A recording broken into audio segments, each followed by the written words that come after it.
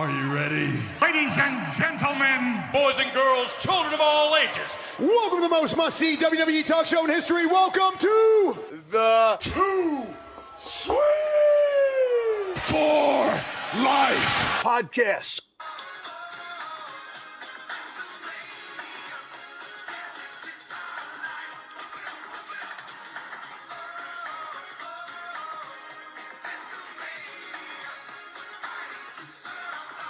Ah, yeah, Kicks. I wish we had some sort of like a rundown of however we're gonna start the episode. You'll never know. I never know, bro. I never know how we're gonna start it. I just know the intro, it finishes, and here we are. Some days we sit here in complete silence for a little bit. Some days you got audio for me. Some days you got some raps. The thing is, it's weird because it's like we're shooting at the same basket. Yep. So it's like I may have an intro planned, you may have an intro planned, and we don't discuss it. It's just like as soon as the buzzer goes, it's like we both just gunning them up. bro. It's like if we were in the elimination chamber and the buzzer hit and the light hit both of our joints, and we're just like, it's a wrap. Come running at that motherfucker at the same time. just run at each other. That's it. Oh man, here we are. Yeah, bro. The pod before Mania. Mania Pod. Number 2. So I think last year we called it the Extravaganza. Yeah. This extravagant. year it's more like the Spectacular. Mm-hmm. Yeah. Here WrestleMania Spectac. Spectac in the Okay, back. so let's see if you see where I'm going. Okay, WrestleMania Spectacular, right? Spectacular was a member of the group Pretty Ricky. Pretty Ricky's debut album, Blue Stars. and we lost one of ours. Damn.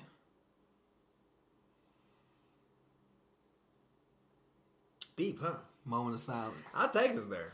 Yeah. Yeah, man. I know this is a wrestling pod, but we also we're Hip hop-ish. the streets. Are we the streets? Nah, we definitely the streets. When it comes to this shit, we the streets, nigga. Okay, so I want to give a big RIP to my guy Nip. Yeah, man. Oh, Nipsey, man. I can't believe it. Neighborhood Nip gone way too soon. I know it, man. For some dumb shit too, bro. Them niggas don't real like.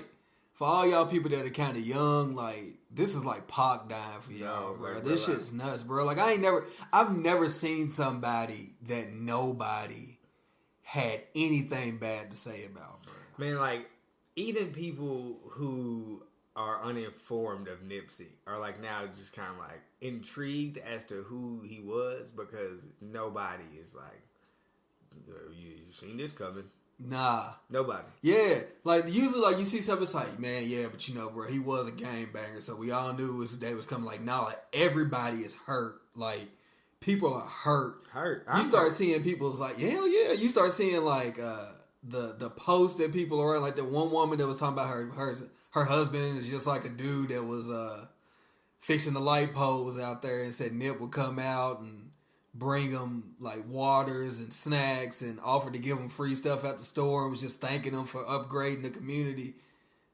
He was toe up. Said he called his wife crying, bawling, talking about like, man, they said it was Nip, he died, bro. Like it's just nuts, man. It's crazy. Like that. I was here when I found out they came. My my brother-in-law came down and was like, yeah, man. They said Nipsey got shot 6 times. I was like, what? No, when I seen the joint, I said, man, this ain't real. And then I did my own research. I was like, fuck. I said, bro, like I tweeted, I said, man, we can't lose Nip. Nip got to pull through. And right after that, I saw somebody put rest in peace Nip. I said, nah. When they said 6 times, they was like, Nip shot. I was like, damn, they said 6 times. I said, oh, man. Yeah. You don't want to hear 6 times. Nah. Tough titty. It's real tough, man. Rest in peace, Nip, man. Yeah, so we had to get that out there for the culture. Everybody know. I watched. I'm big into interviews. I don't know if anybody knows. If I look at you and you bring me motivation I'm to definitely better watching that. Yeah. to myself, I remember I pulled up his latest. I want to say it was last year's Victory Lap interview we did with Hot 97. Yeah. It's when Rosenberg decided to wear the fucking I think Bobby the Brain Heenan jacket. Told me up. Every time I see something, man. Like, it's crazy. So the day he got shot, that morning, I watched that GQ video with him and Lauren London. The couple joint. Yeah, the couples questionnaire or something, whatever they were doing. That's why I was like, man, like I was just watching a video of Nipsey. Like, because they had just put it out. It was like a recent joint. They had crazy. Who knows, man? It's crazy. We lost a good one. Nah, it's gonna hurt for a while, bro. Like, don't hurt. Like it hurts too because Nip put out like great music. Like his like you go back and listen to his like discography and like it is good music on there. No, like, amazing music. Yeah. And like the shit he would be saying or like points he would get across. It'd be things that I would fucking use to fucking apply to this podcast and shit. Yeah. Like just certain business ideas as being a motherfucker who is independently trying to push shit and you know, we want everything that fucking is coming to us and I have to. It was just a whole bunch of shit that's just like, damn. Nigga was dropping free game. Free game, bro. The freest. Now here we are. WrestleMania weekend. Where you want to start? Let's start outside the E and then fade into WrestleMania. So you want to start out and then work our way in? Work our way in. Where you want to start? You want to talk about Impact at all? What you know about Impact? I know nothing about Impact. Well, we ain't got to really get into it, but there's some names on Impact that everybody knows. And it's going to be like what Impact pretty good. got going? Impact has what is called United We Stand tonight, which is Thursday, recording this on Thursday. And they have the Lucha Brothers, which is Pentagon and Phoenix. Hold up. So before we get super deep into this, I got a couple questions. You might not even be able to answer them. I might. Just some questions. Impact. Yeah. At this point in Impact, right? Okay. Like I'm saying, where we stand today, Mm-hmm. would they be considered an indie promotion or one of the quote unquote heavy hitters in the professional wrestling game? I think that at this moment right now, they are an indie promotion. So because the way they let their workers work. That's what I'm asking. So it's like the way they book talent at this point. It's indie. It's not as if like I'm Impact, here's my roster, this is what we run with every week. Yeah. It's we can go out and get whoever is open to sign a weekend or a day contract. Yep. And that's how we'll book our events. That's the way they've been running it for the last probably like 2 years. 3 years. Are they still on TV? Yes. They are still on TV. So they still have storylines? Yeah. Yeah. I'm not... they have a couple people that are like Impact people, but like most of your bigger matches, as you'll notice when we go through it, most of the bigger matches are just like indie workers that are there, that they've gotten there. But they have people that are Impact because people. I know you got motherfuckers like I don't even know what he goes by now. Sammy Callahan. Sammy Callahan. I think he's an Impact wrestler. Yeah, I think he signed an Impact contract. But he also does a lot with MLW. So I'm not sure how that works. That's why I'm saying that's why I think they're more of like an indie joint, because some of their big people are also in other places and they're heavy in other places. I seen that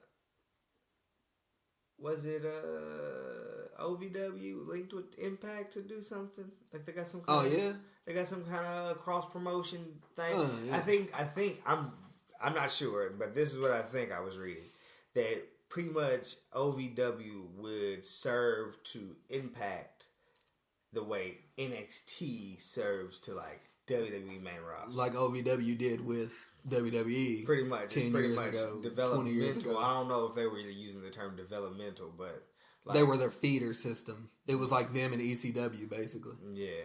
ECW more on the low than that could. OVW. I could be completely wrong on that, but I think that's what they got going. Oh, okay. That's. You should have known that OVW would be doing something big once Al Snow bought it or whatever. Whenever Al Snow got it, man, I haven't had a chance to make it to Louisville, bro. I still want to. I saw Al Snow at NXT when it was in Louisville. He was there, but yeah, I haven't seen any. I remember we were going to go to that one at one point in time. Yeah, man. Didn't make it. There's a lot of life that goes on. Yeah. Anyway. So you about to run down the card for us? I'm just going to run down like some of the bigger cats that we would even really give a shit about. Okay. So yeah, we got the Lucha Brothers, which is Pentagon. We both fuck with Pentagon. Thing is, I fuck with fucking... Yeah, I fuck with both. Nah, the Lucha Bros are crazy. But they're fighting RVD and Sabu. How do you... Okay, excuse me. How do you feel about them as a tag team as to them as solo entertainers, the Luchas? I think the dopest part about them is that they are together. They're one thing, and separate they're two totally different things. Right. Like Phoenix is more of your traditional lucha, like jumping around, flippy shit. And then Pentagon is more like this nigga could have been an ECW. Like, but his build is fucking like a lucha. It's weird but he can do all that if need be. Like, he's a lot more massive. Like he has a lot more body mass. Yeah. So it's like you expect him to be a harder hitting fucking. Yeah. You know, once that mask rip, he get a little color, bro. You know it's about to get wild in there, bro. Penta don't play. Blood and Lucha Mask always interest me because I don't know, like, it's like, you can't really get rid of it, like, once it's in the mask. You know? Like, you have to finish whatever's going on, bleeding in a fucking mask. Yeah. Like. And it's crazy to think about. And sometimes Penta be leaking, like, 10 minutes into the match, but you still got 20 left. Like, and you can't really, like, the only thing you can do is essentially prevent it from getting in your eyes. That's it. And like, because once it gets in your eyes, the match is done. Like, what happens if it dries up in there? I mean, you just got. All you got is sweat and blood. Your cleanup is probably nasty, but yeah. As long as you can finish the match scene, bro. Because everything I know, once blood gets in your eyes, my nigga, it's a wrap. You might as well go ahead. Rapscallion. Throw it up. And RVD signed an extended contract with Impact, so he's gonna be around after this. What do you think about that? He's still in good shape. I think he's trying to stay in good shape, waiting for the call. Yeah, I wouldn't mind RVD coming out in like a Royal Rumble or something. He still wait because you know how they you know how they do it. Like when they give you the call, it's like, yeah, we want to bring you back to induct you, but you got to do some shit. You got to shake some bells for us. Yeah. But I feel like they I don't fuck them because I don't think they need that. Like, nigga, like you can induct me off what I did. Like, you don't have to tarnish me. Yeah, I don't need to come back and do the honors for y'all niggas. Like I don't need a fucking yeah. I don't know, man. I guess some cats are just different. Like, I mean, you don't really need the induction, period. Like, if you're a person that cares about your quote unquote legacy, then just don't even go for the induction. End it on your terms and end it. No, because everybody wants the ring. Yeah. You know? Yeah. You want that ring. Yeah. It's something about the ring, you know? Yeah, but then you got cats that don't even, like Chris Jericho said he don't ever want to go in. Say he don't care. I mean, yeah, I mean that's the same thing. But there's always an outlier. There's always somebody who thinks who believes my work spoke for itself. Anything after the fact doesn't really mean anything because you've seen what I did. You've seen this, that, and the third. Yeah. I don't know. RVD would be a good one. Like RVD had a hell of a career. But it's different between company guys and then fan favorites. Yeah. So it's where RVD was a man of the people. He's the reason he thrives so much is because fans love RVD. RVD's never been the guy outside of when he was fucking doing ECW to be yeah, he's our guy. That's because he's... And even at ECW, with RVD being who RVD was... What ECW we talking about? What ECW? Are we talking about WWE ECW or just regular ECW? We're talking about Raw Dog ECW. No, RVD was the man. No, he was the man, but he wasn't their guy. No, RVD was their guy. Not number one. There was always somebody above RVD. Who do you think would have been above RVD? Huh? Who was above RVD? Tommy Dreamer. Nah. Yes. Nah. Even when RVD was champ. Now, hold up. Now, are we talking about, like, TV, or are we talking about, like, in the know? Like, like, Tommy was, like, a booker and was, like, running shit in the back, basically. Or are you talking about, like, towards the people, like, storyline? Storyline-wise. Yeah, RVD was pretty damn big. No, I'm not saying he was. Even though a nigga only wrestled 3 different people every time. What I'm saying is, like, no matter what.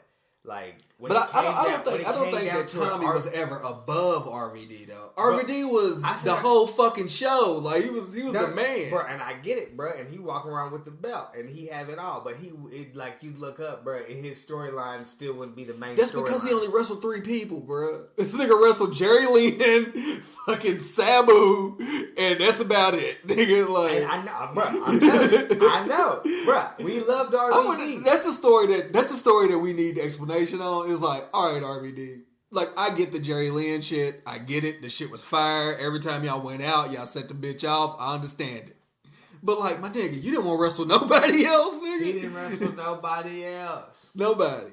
But I don't know if, like, people were above him because, like, I think there were people that were at his level.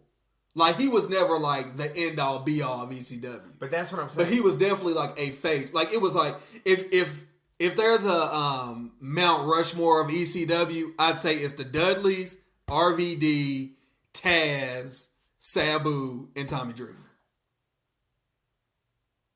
And I'd say nothing goes above those. Really? Yeah. Not even the franchise? Fuck Shane Douglas, bro. Don't fuck that nigga. Because Shane Douglas was the original man. No, the man. He was the original one. Like, it was Shane. Like, it was it. I feel like what made RVD was the people. Yeah. Like, his company push wasn't like... But that's ECW, though. The people. If you didn't have the people, then it was a wrap. But, so the thing about ECW, I think you get into the Attitude Era territory. Because in the Attitude Era, like, if I was to just show a random person who is like a new mark into wrestling, if I was to show them like a random Raw from the Attitude Era, like, they would think that Val Venus was the greatest fucking wrestler ever. Because like so many people were like just fucking over, like beyond belief, beyond anybody now. Like back then, like the Pit Bulls would come out in ECW, which was fucking Pitbull 1 and Pitbull 2. And then niggas would be like, oh shit, the Pit Bulls are here, niggas lit. Like, and they'd be hyped. Versus like, you know what I'm saying, versus somebody random. Like, there were so many people that were super over because of the people. But did that make them the man? Like, comparing it to like the Attitude Era, like I said, like Val Venus was dumb over. That didn't make him the man. I know. But so like, essentially, when we time frame ECW, if we time frame it from what are we gonna say? It's not that long of a run. No, like, I know. You get like 2 years. I know. Bro. I'm saying I want to know if I want to say 90. It's like 95, ain't it? Like up to 98, the latest. Yeah, right before Paulie left, whatever year that is. Like when we're talking about real ECW. Yeah, like, yeah. When we break it down from there, and we're just like, all right, name your guys. I'll give you the franchise in that too. Like it's just like RVD for us, maybe a name we were yell out first. I think everybody's gonna yell at RVD out. He wouldn't be the first 3 names.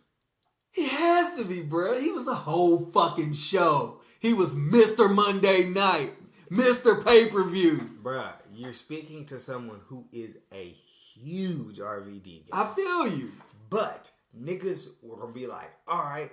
They're going to say Taz. I mean, they're going to say Taz. They are going to say Taz. Taz is their Stone Cold. The older guys are going to say Bam Bam Bigelow. There was a time, yeah. You know what I mean? They're going to be like, Bam Bam. Then niggas are going to get, then your younger niggas who are like, not like younger, but like a tier, like probably like a little bit older than me, maybe a little younger than you, like that 1 or 2 year gap. They're going to be like, Raven. Yeah, okay.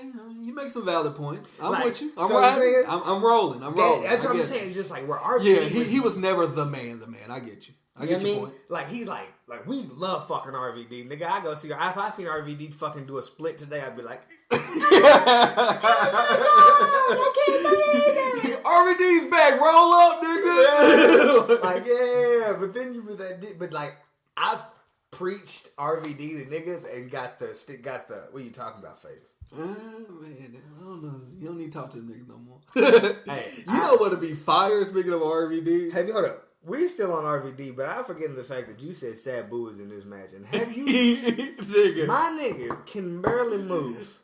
He a geriatric. Hey, so are you ready for him to try this fucking step up shit that he couldn't even do when he was... The nigga used to botch the shit when he was in the game, nigga. No, but where he had to like hit the middle rope. Yes, he used to step up off the chair and hit the middle rope. That nigga botched that shit so many damn times. Bruh, so many times. So imagine him trying to do this shit now. Like, the thing is, I thought Sabu's been 60 for the last... Hey, bro, hard life. Doing the shit he did and make you look like he's 60. That nigga don't even speak English, bro. How old is Sabu? Yeah, nigga's from Battle Creek, Michigan or some shit. Let's see how old Sabu really is. How old do you think he is? Our first guess. 50. 50? Yeah. I'm definitely going 65. All right, let's go. Let's see where he at.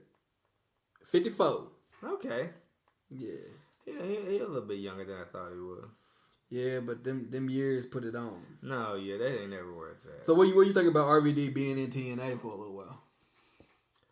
I don't mind it. Is it TNA? Impact? Whatever. It's just Impact now. Yeah, Impact. It's whatever TV fucking company. Anthem, Impact, Fox. Bro, them niggas turn into Kings Island, bro. Basically, bro. Like, it ain't Kings Island no more. What is it? It's not Six Flags no more. What is it? At first it was Paramount Kings Island. Yeah. Then it was Six Flags Kings Island. Like, what is it now? Now it's fucking like whoever owns that motherfucker. Fucking Chase Bank, Blue Cross Blue Shield, Kings Island. Yeah. Nigga, Kellogg's, the Kings water Island. park is definitely some bullshit. Applebee's Park, Water Park. Like, nigga, you niggas is sick, boy. TMMK, Water Park. Nah, they definitely sick. Yeah. But I'm a big fan of RVD. I feel like RVD, it gets weird once you leave WWE. Yeah. Because it's like, at this point, what do you want to make of your career? What do you want to become? What do you want to fucking stamp your name onto? And it's just like, what kind of contract did Impact offer him for him to be like, okay. Because there's contracts everywhere. Yeah. Niggas, like, he can sign with AEW, maybe. Niggas could book. But they don't want to. But anyway, you know. He could book anywhere, pretty much. Yeah. Like, I don't know what he wants to do. Like, shit. He didn't even have to, like, sign to Impact. My nigga could literally just run the indie circuit and fucking... Yeah, if he just wanted to get back in the ring and do some shit. He could have pulled a Cody. But yeah, I think, man, maybe there's more to it. Maybe. There always is. There's always deeper conversations behind the closed doors. As I look at this, they don't have their title up for grabs. Nigga, do they got one? Yeah, they definitely have one. What's it called? I'm talking about their world championship. What's it called? TNA World Championship. Impact World Championship. They running with the X Division. So Rich Swann has a match against somebody I don't know. Rich Swann went to Impact. Yep. Sammy Callahan went to Impact. Sammy Callahan got a match against Jimmy Havoc. Jimmy Havoc signed with AEW. Yeah, Jimmy Havoc's crazy. He does all the... No, he bleeds. Yeah. Pretty much, yeah, he bleeds. I IG'd him. Yeah. Yeah, he's an English cat that But bleeds. that's the thing. I think Impact is getting more towards like the... No, this is all indie shit. Joey Ryan is fighting Tessa Blanchard in an intergender match. So, bro, this is an indie, this is an indie card. Basically. Right. You me tell you what always gets me about this, like, okay, it's WrestleMania weekend. Mm-hmm. We're all going to go to New York. We're all going to put on shows. Yep. Okay. Are we going to give it our best? When we book these cards, did we book these cards with like, this is the best card we could have booked in my minds? I don't think they go for the best. I think they go for the most entertaining that they can pull off. It's just a showcase of like what you could possibly do. But with so many other indies there, like everybody's there. So you know that you're not gonna have a problem with getting anybody there. Which probably works in your favor because I wonder who has to fly people out. Like if I'm working 3 shows, who flies me out? Or do I fly myself out? You fly yourself out. So if I fly myself out, people might not realize that's a huge burden off of whoever I work for. Because going to New York, what if I'm a Cali-based nigga? That's an alright little plane ticket. Somebody got to pay for me. And lodging, too. Who's paying for my hotel? Me? I pretty much say you just paying for everything. Yeah. But it's a big opportunity for the wrestler. Yeah. To showcase yourself. Yeah. Different audiences. Build your fans. But yeah, I think it's more or less it's like, let's see what we can put together. Okay. It's interesting. Mm-hmm. Especially for those people like Impact. Like Impact is kind of like they just need to make a buzz. I always wonder. So like, do you take the contract because you feel like you can't do it on your own? It's guaranteed money. That's what I'm saying. Like it's pretty much like boom here. Yeah, you rock with us. This is what we're gonna do. Yeah. Because it's like, after I fucking ask for my fucking resignation or whatever the fuck you want to call it, or I get cut, well, can I not just run this fucking joint, run up the check? Like, yeah, if you're a guy that was in WWE, you definitely can. Because now you have that cachet. Like I was. So then I watch niggas like fucking Rich Swann, who he ain't been gone long. I think some of that though is like maybe you don't want to do as much traveling. Maybe. Okay. Like I would guarantee there's other factors where it's like where you a cat that are like the Bucks or like Kenny Omega. Like Kenny Omega has been gone from the United States for so long that he probably was just like, you know what, man, like I've done all I can in Japan. Like let me just get back home and like be home at least. Not home. No, but you get what I'm saying. No, like, yeah. Or like the Bucks. Like I got a family. Like no. I can't keep flying over here for like months at a time. I'm a big being the elite guy or in the road to fucking Double or Nothing. I've been watching both of these web series, and it's crazy to see though that like where they do become homesick or like to the point where it's like I haven't spent time with my wife or kids in a long time. So, but that shit fades very quickly. Them niggas were home for 2-3 months, no bookings, and fucking was like, all right, guys, let's get back out here. Yeah, because it's a way of life. Like it gets to the point where it's like they haven't even been a part of matches and shit or nothing for real. It's just been like run-ins, building a storyline towards, but it's still like we gotta go do this. Yeah. I gotta go catch a flight. Yeah, I gotta get out the house, bro. I gotta go do something. Because, I mean, I can only imagine if you haven't been home for so long, just being home for a while will fucking drive you nuts. Yeah, but that WWE travel different. No, that WWE travel up. Yeah, that hit you different. So maybe somebody like Rich Swann's like, look, man, like I kind of want to know that I'm somewhere. I got this guaranteed money. I mean, he had that where he was at, though. But he didn't quit though. He got some bullshit and got fired. He got in some bullshit? The shit with his girl or whatever. He ended up beating her up. Yeah, that shit. So like he got himself fired. Yeah. So he was a little different. He didn't choose to dip. I mean, he chose to dip. He chose to do whatever he did. He chose to do whatever he did to get him fired, but chose to dip on her. But I think about that too with other people, like especially watching what Cody did. So I'm like, all these other people that left, like, why would you just go and like sign? Like, why don't you just go have the matches of your fucking life? Like, man, what Cody did is unprecedented. Because Cody, I would wager that there are way bigger stars. R.I.P. Look, bruh, R.I.P. to my nigga, bruh.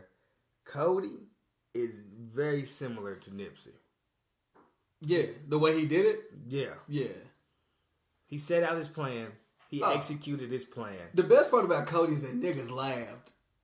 But like executed his plan, and now it's pretty much just giving out free game. Like, look, that's it. Like, bro, like this shit's made for you if you want to go do it. Yeah. Like, you don't have to fucking rely on fucking whatever you don't have to rely on the record label per se. Yep. To go and do this. You build your fan base. You cater to your fan base, and you live. Mm-hmm. You get you a little team around you, you know, and do what makes you happy. Boom. And bring the people you want to bring in and make them do what they want to do to make them happy. Yeah. Like, show them the way. Like, just simply watching fucking the road to fucking Double or Nothing. Mm. It's amazing to just sit up and watch that shit, because it's like, it pretty much just shows you like them booking the fucking wrestlers, them booking whatever, just through the whole steps of literally what it looks like to set the most recent one is Jim Ross, right? Yep. Yeah. And it's just like crazy to see. Like, damn. Very motivational. Yeah. Gives you a little There ain't push. nothing that you can't do by yourself. No, not at all. It's amazing. It's wild to see. Them niggas are crazy. Can't believe it. Yeah, it's real. They've definitely changed the game. And I like how, like, basically they're like, look, man, like, we're not WCW. Like, we're going to sign people, but we're going to sign up-and-coming people. Like, we're going to have a couple dudes that you know. Like, there's going to be some cats that come in. But that ain't what this is. Like, at this point, that company doesn't need, like, another big name. Nah.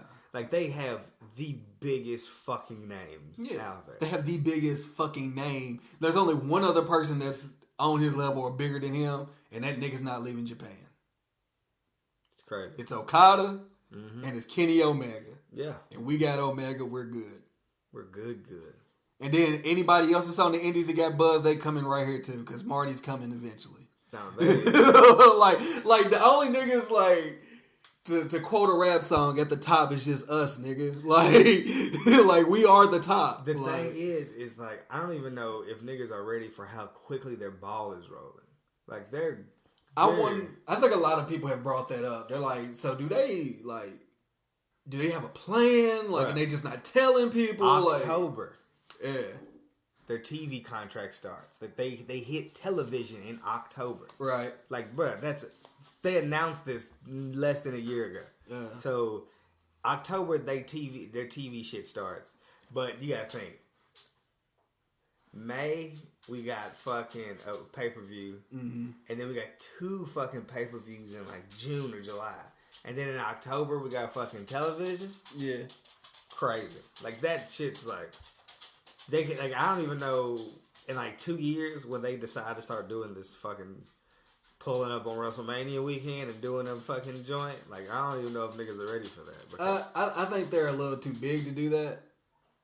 Like, even ROH is kind of getting to the point where they're a little too big with New Japan. Bro, you saying that? They dropped fucking, what is it, Starcast? Yeah. Wrestlemania weekend, they're fucking everybody shit up. Yeah, but I don't think that's what they want to do. I think they want their own shit. No, bro. They don't need to ride the wave. No, you're saying that now. Like, building their name, that's not what they want to do. In 2 years, when they're an established name, an established company, they would definitely pull up. Starcast, not even associated with AEW. That nigga definitely gonna drag his nuts on them. Hey, Cody coming in and just dragging his nuts across WrestleMania. The nigga that does Starcast is... Hey, it's Conrad. Like the heavier cat? Yeah, Conrad. Who is he, though? Conrad, I don't know who Conrad is. Conrad is a guy that sells, like, real estate, like insurance or something. He does like home loans. He a real fan. But he got really cool with some dudes in the like WWE that know something, or wrestling period that know something. Then he starts doing the Pritchard podcast, and then he does the Eric Bischoff podcast, and now he has his whole MLW network. They're part of MLW. So I don't know, like, how he got to where he is. I don't know how deep he is in like the network part of it, but I know the Starcast shit is like him. Shit, like when when they announced AEW, like literally, he's there. He's the voice. Like he's the nigga talking. He's the nigga behind the mic. He's doing all this. So when I found out that he's the nigga like solely behind StarCast and they're not associated, they pretty much just piggyback off of each other. Yeah. It kind of like I was like, damn, that's wild. So it's like I know AEW would not pull up and have a fucking wrestling event the same weekend because they're detaching themselves from everything. They want to be their own entity. Yeah. But why would you not have a fucking StarCast fucking on a WrestleMania weekend? I don't know. But have you but then again, I don't know because I watched the shit that they're doing for fucking Double or Nothing, like the shit that they having, and they're like fucking changing the game. They're fucking them up. Like they got a lot of shit coming. Like shit that nobody else is doing. Like fucking the brunch, the meet and greet brunch on niggas. Like, come on, bro. I could go have fucking. I ain't gonna have a meal with all my niggas. Yeah, like, bro. Yeah. I'm eating the veggie omelet with fucking Scott Hall, nigga. I'm in there geeked off at. That's the stuff that WWE. Like, it's weird because they have the people there to tell them this stuff, to inform of them these things. Like. WWE doesn't take advantage of social media the way they should. They don't take advantage of podcasts the way they should. So it just leaves the door open for somebody like AEW to come in and just be like, all right, well, fuck it. I know, bro, and that's what's getting me so weak, bro, because, like, I do a lot of reading. So, like, I read the good and I read the bad. And it's like, you got a lot of motherfuckers who are, like, praising AEW just for, like, cultivating wrestling into, like, something new. They're, like, they're doing shit that we've never seen before. They're just... Where WWE is playing it super safe, AEW just like, fuck it. We got to go for whatever. Hit for the fences. Mm-hmm. I forgot what I was talking about. Just talking about them taking advantage of things.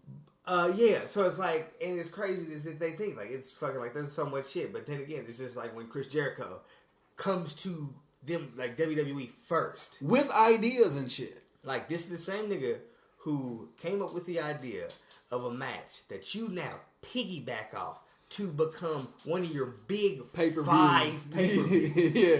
You're sitting there and not going to be like, a cruise is a great idea. Mm-hmm. Because it failed once before? I think they think they're above all that shit. Which is sick to me because it's like, at the end of the day, at the very end of the day, what are we here to do? Make money or entertain the people? Entertain people and make money. See, and you act like you can't. Right. Do you know how the cruise works? So I think they don't understand how big engagement is. And they think that because they have a certain amount of Twitter followers or a certain amount of IG followers that they're engaging. Like, there's no amount of engaging that fucking Access can give that is bigger than the fucking cruise. I don't care. I get that the numbers of people that are going to these things are going to be bigger just because they are WWE. Yeah. But the fans that Chris Jericho and the Bucks and all of them are gaining from this are more loyal fans than WWE has. Yeah. At this point, fans of WWE we're just fans because this is what we grew up on. I can see it. No, that's a thing. That's the thing. Like, it's like, they're just the biggest, bro. Like, niggas fuck with Nike just because they're Nike, dog. Like, it's not a thing where people love said company. Yeah. With something like AEW, like, people are loving AEW. Mm-hmm. And I understand that they can still sell out these arenas, but what's WWE going to do when AEW gets to the point where they can sell out the Garden on a whim every time? Weekly. What they gonna do when like these things can be sold out weekly? Now where we at? Because I know how they're looking at it. Like, oh yeah, this shit's all cute that they're new and they're gonna have a show and they're gonna sell 10,000 tickets. WWE sells 10,000 tickets out the side of their ass. 5 years comes really fast. 5 years comes really fast. And what we gonna do when these niggas ain't in the stadium? Like, where we at? Like, because right now it's like you shoot a little nigga off. Mm-hmm. But in 5 years, when he's no longer the little nigga, he's the big nigga. Yeah, you're not looking like damn. Because I think that they think that they're gonna just TNA him or WCW. Like, it's like, we can just out money him for a while. The thing is, if they could learn to coexist, it'd be the best thing. WWE has just now started to play well with others, and that's all. I think that's all Triple H. It is all Triple H. It's not Vince. Like, Vince don't want to play with nobody. Man, it's crazy. It's crazy to see. Yeah. Because the independent circuit is so, like, it's so weird to watch the indie circuit because it's like, it's niggas doing what? Living their dream out. That's it. And it's like, do we need WWE anymore? You don't. Like, the more entertaining matches are on the independent circuit. Like, I don't have to worry about just being somewhere for months and just sitting and catering and not doing shit. I know that I can be a part of my storyline. I know I can have a hand in my storyline and say what I think should happen with my career, and I don't have to just sit around. But the one thing about WWE that is different than the indies, I would believe, is more so not. It's like more towards like insurance and like shit of that nature. They Like, don't have insurance. WWE don't got insurance either. No. Oh, then nigga, I'm not going, bro. They don't have insurance because they're not employees. Have you not been like that's like the big thing with wrestling is that like in WWE you're considered an independent contractor. But don't you there's like health, right? Like they don't pay for your surgery? Maybe, I'm not sure. But if they do, it's all recent. Like a health insurance, like you be high risk. Like it's health insurance would be really expensive for somebody like a wrestler. They don't pay for your surgery? I don't know. If I tear my MCL. Maybe now, but in the past, no. Not everybody. Because that'd be the only thing that'd be like, man, like Nah. I want to get. So that's been like John Oliver just had his show and he just called him out about it, and it's been one of the things that people, I mean, fucking CM Punk talked about it all the time. Like you're supposed, like you're categorized as an independent contractor. When I have to go see your medical staff, does that come out of my check? But they don't. Who's their medical staff? WWE's medical staff? Like Dr. Andrews isn't WWE's medical staff. But I mean, they have medical staff. They have medical staff in the sense of like an NBA team has medical staff. Bruh, if I fucking like hit if my head on the bottom rope and I got to go you back get a there concussion, and you got a flashlight me in my eyes. That's does that come out of my check? I don't think so. But as far as like some of the big stuff, I don't know. And then you don't always get paid for that either. So it's like, yeah, you might pay for my surgery, but while I'm sitting up, like they don't have to pay you. And they can terminate your contract at any point in time. So if you break your leg, something crazy, and like you not real big on the like in the storyline, they don't really have nothing for you. They can just be like, "Hey, bro, we just gonna let you go." Did they pay for my leg to get fixed? But they're not paying you while you're fucked up. They don't always pay. You had leg surgery? Nah, I ain't had knee surgery, but I wasn't laid up. But I'm just saying, did you pay for it? You have insurance pay for it? Yeah, I had financial aid pay for it. But so UK pay for half of it. But you know, just from experience. No, I understand how much it costs. That ticket is nasty. Yeah, but that's like I said, that's been one of the big things is that like WWE, at least within the last decade, did not have any health. Do you think that was what the issue with Neville was?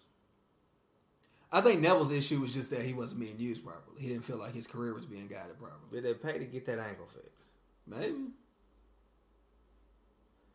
Because I've been seeing independent wrestlers like on Twitter and shit griping about the whole no health insurance, no insurance, no fucking. We're pretty much just out here fending for ourselves on the indie circuit. Yeah, because like I said, like insurance is really high if you're high risk.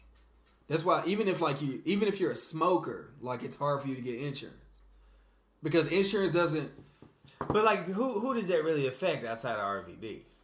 No, I mean like cigarettes. Like you as like you personally right now, if you smoke cigarettes, it'd be harder for you. Like your insurance would be higher, and it'd be harder for you to get insurance.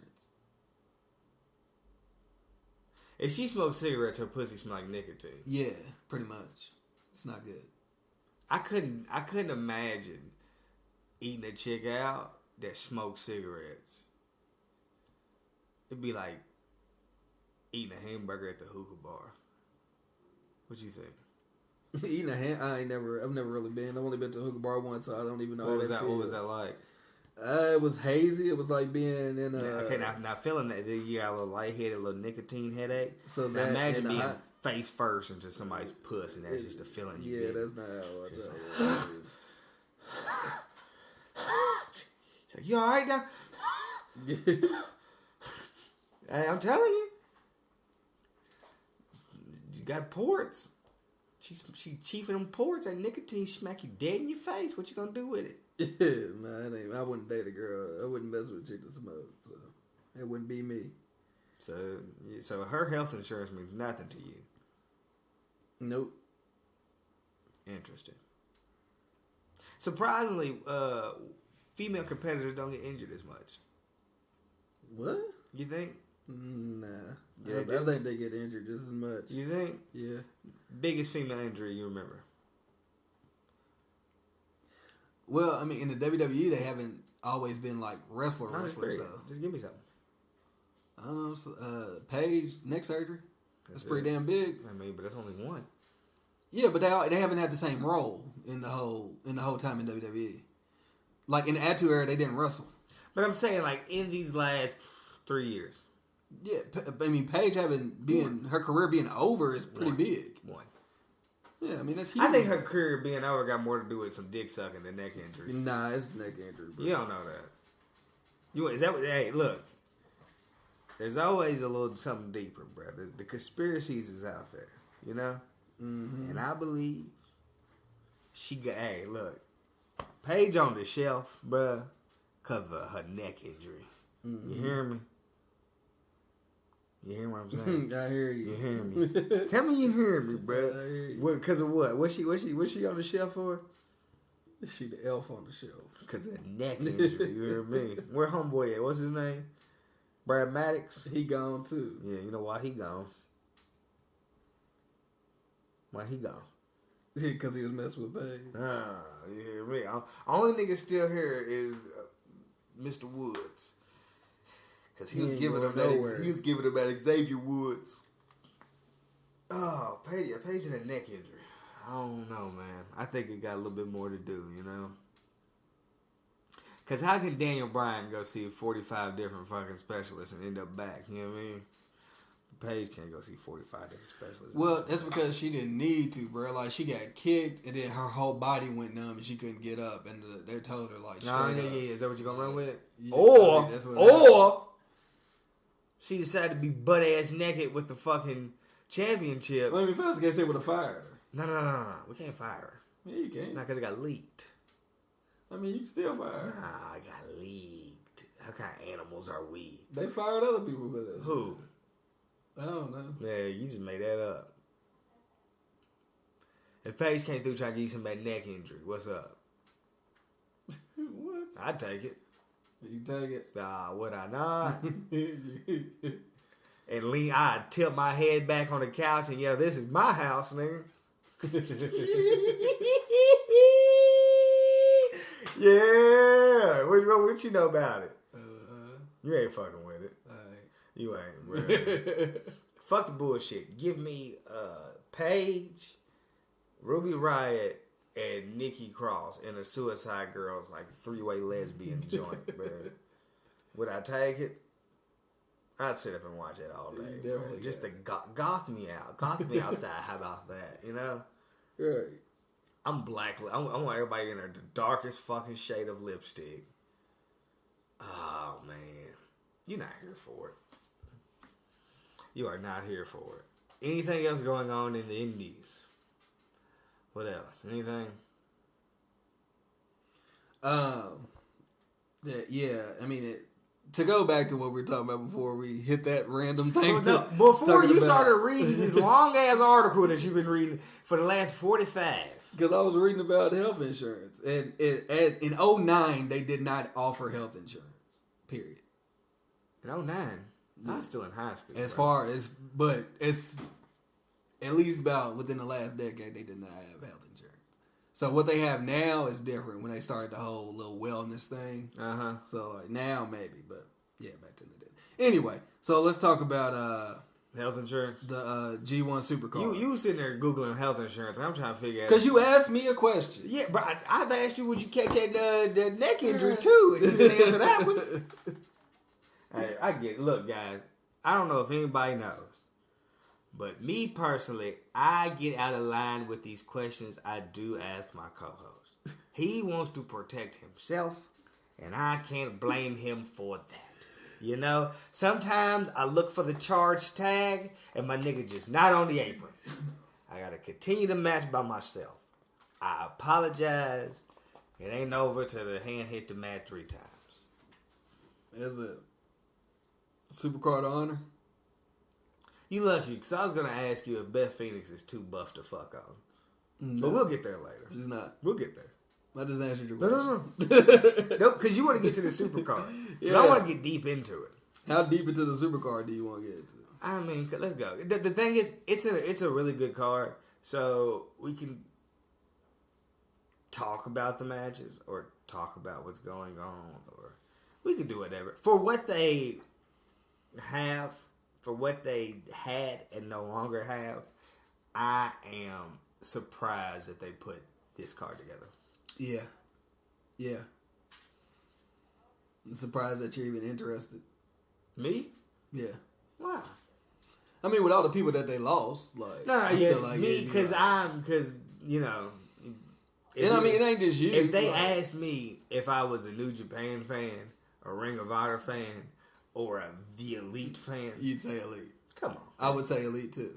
Like and then all the shit that comes along with the Elite storyline just made me into.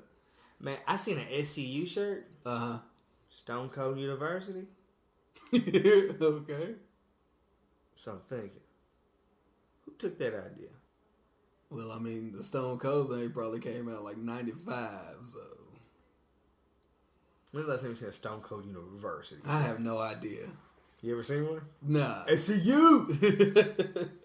I said, Stone Cold University? The fuck is this? Yeah, I don't know, man. I know, you know, the thing about in the indie circuit, bro, is pretty much, let's see what I can flip. Mm-hmm. That's all you gotta do. I fuck with it. That's the whole thing about being independent. You just see what you can flip. Yep. But like Stone Cold University's crap. Anything university is crap. You think all universities? If it's not a real university. Huh? I don't know, man. Okay, I hear you. I'd never wear a shirt that's anything that's not a real university. Really? Really. What school did they go to on a different world? Hillman. I'd wear that. That was a college. I put university on it. Hillman University. They were like, oh, that's cold-blooded. Bitch, I'm Dwayne Wayne. In 3 years, Dwayne Wade became Dwayne Wayne. Hey. I don't know where that came from. Please don't start me. I'm like, no, it's Barkley. Meets Charles Barkley. Big Sean? No. It's Kanye, boy. Same guy. Alright. Big Sean and Kanye the same guy?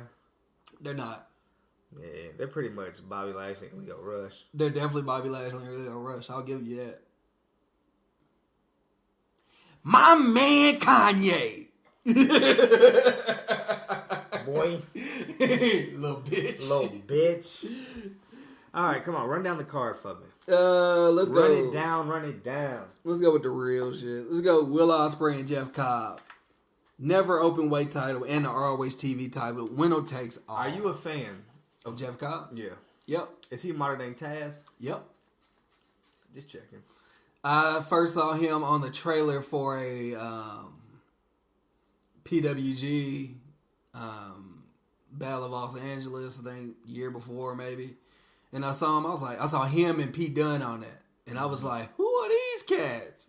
I said, man, they got this dude like the Bruiserweight, bro. He kind of lit. Then they got this other cat, Jeff Cobb. I don't know who he is, but he kind of lit too. Bruiserweight. Way. Ooh, they don't know. See, you niggas this weekend. So, yeah, I think that match would be good. But I'm not a huge Will Ospreay fan. You not? Mm-mm. Him or Zack Sabre Jr. Huh?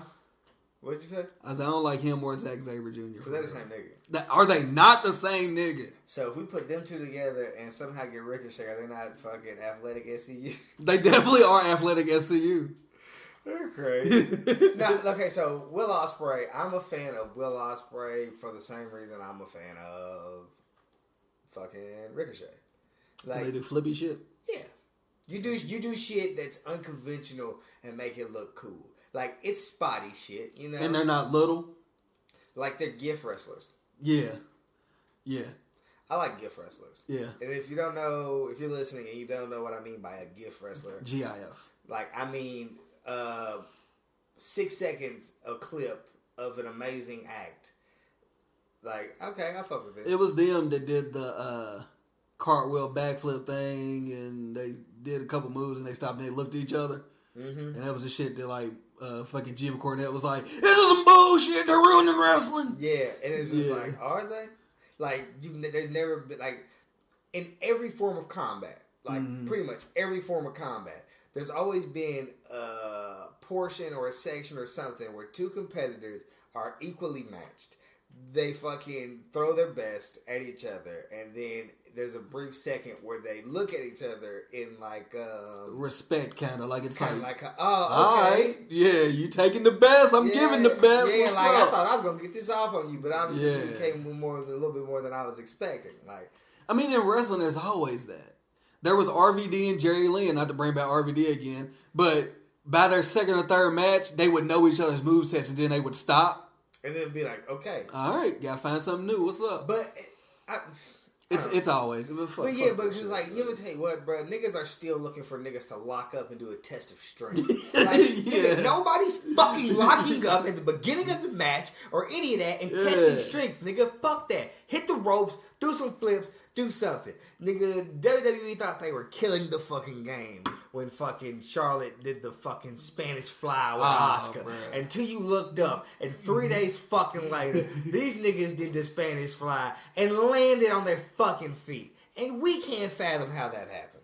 Ricochet did a fucking full ass flip from the ring onto the fucking ramp and stood there and looked at a nigga.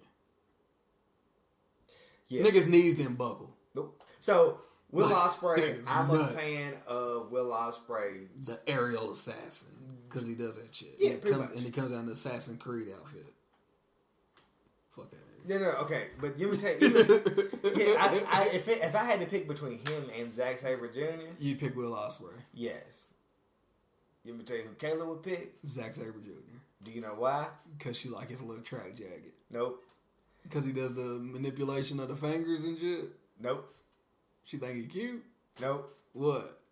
For this and this alone. Are you ready? Yeah. Oh, Zack Sabre. Shut up. Oh, Zack Sabre. She loves that. Bruh, but you know, they put anybody's fucking name on it. Yeah. But for some reason, the only name she likes, Zack Sabre. It flows better.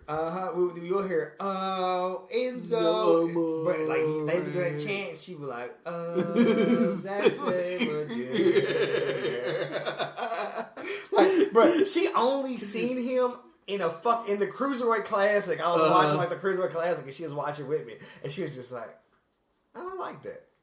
Hey, bro, it's the simple things in life that Get you there, huh? Yeah. We got, I don't know if it's Rush. I've heard people call it Roosh. I don't know. It's Roosh versus Dalton Castle. And for those that don't know, Roosh, however you say his name, is a member of, it's not LIJ because they're not in De Japan, but it's Los Ingobernables. Him, our guy CN. I just seen Charlotte with a hat on. With a Los Ingobernables hat? Yeah.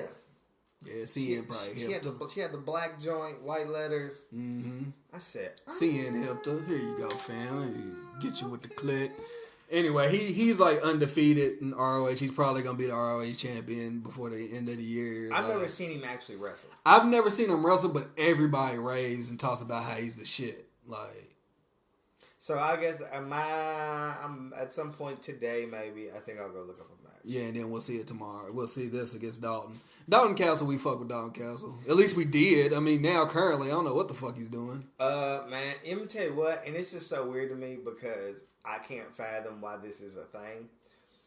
Winning a championship derailing your push. Or derailing, like, your momentum it's sick because, like, it shouldn't derail you. It shouldn't, but with Dalton, though, like, it was more so the bag injury.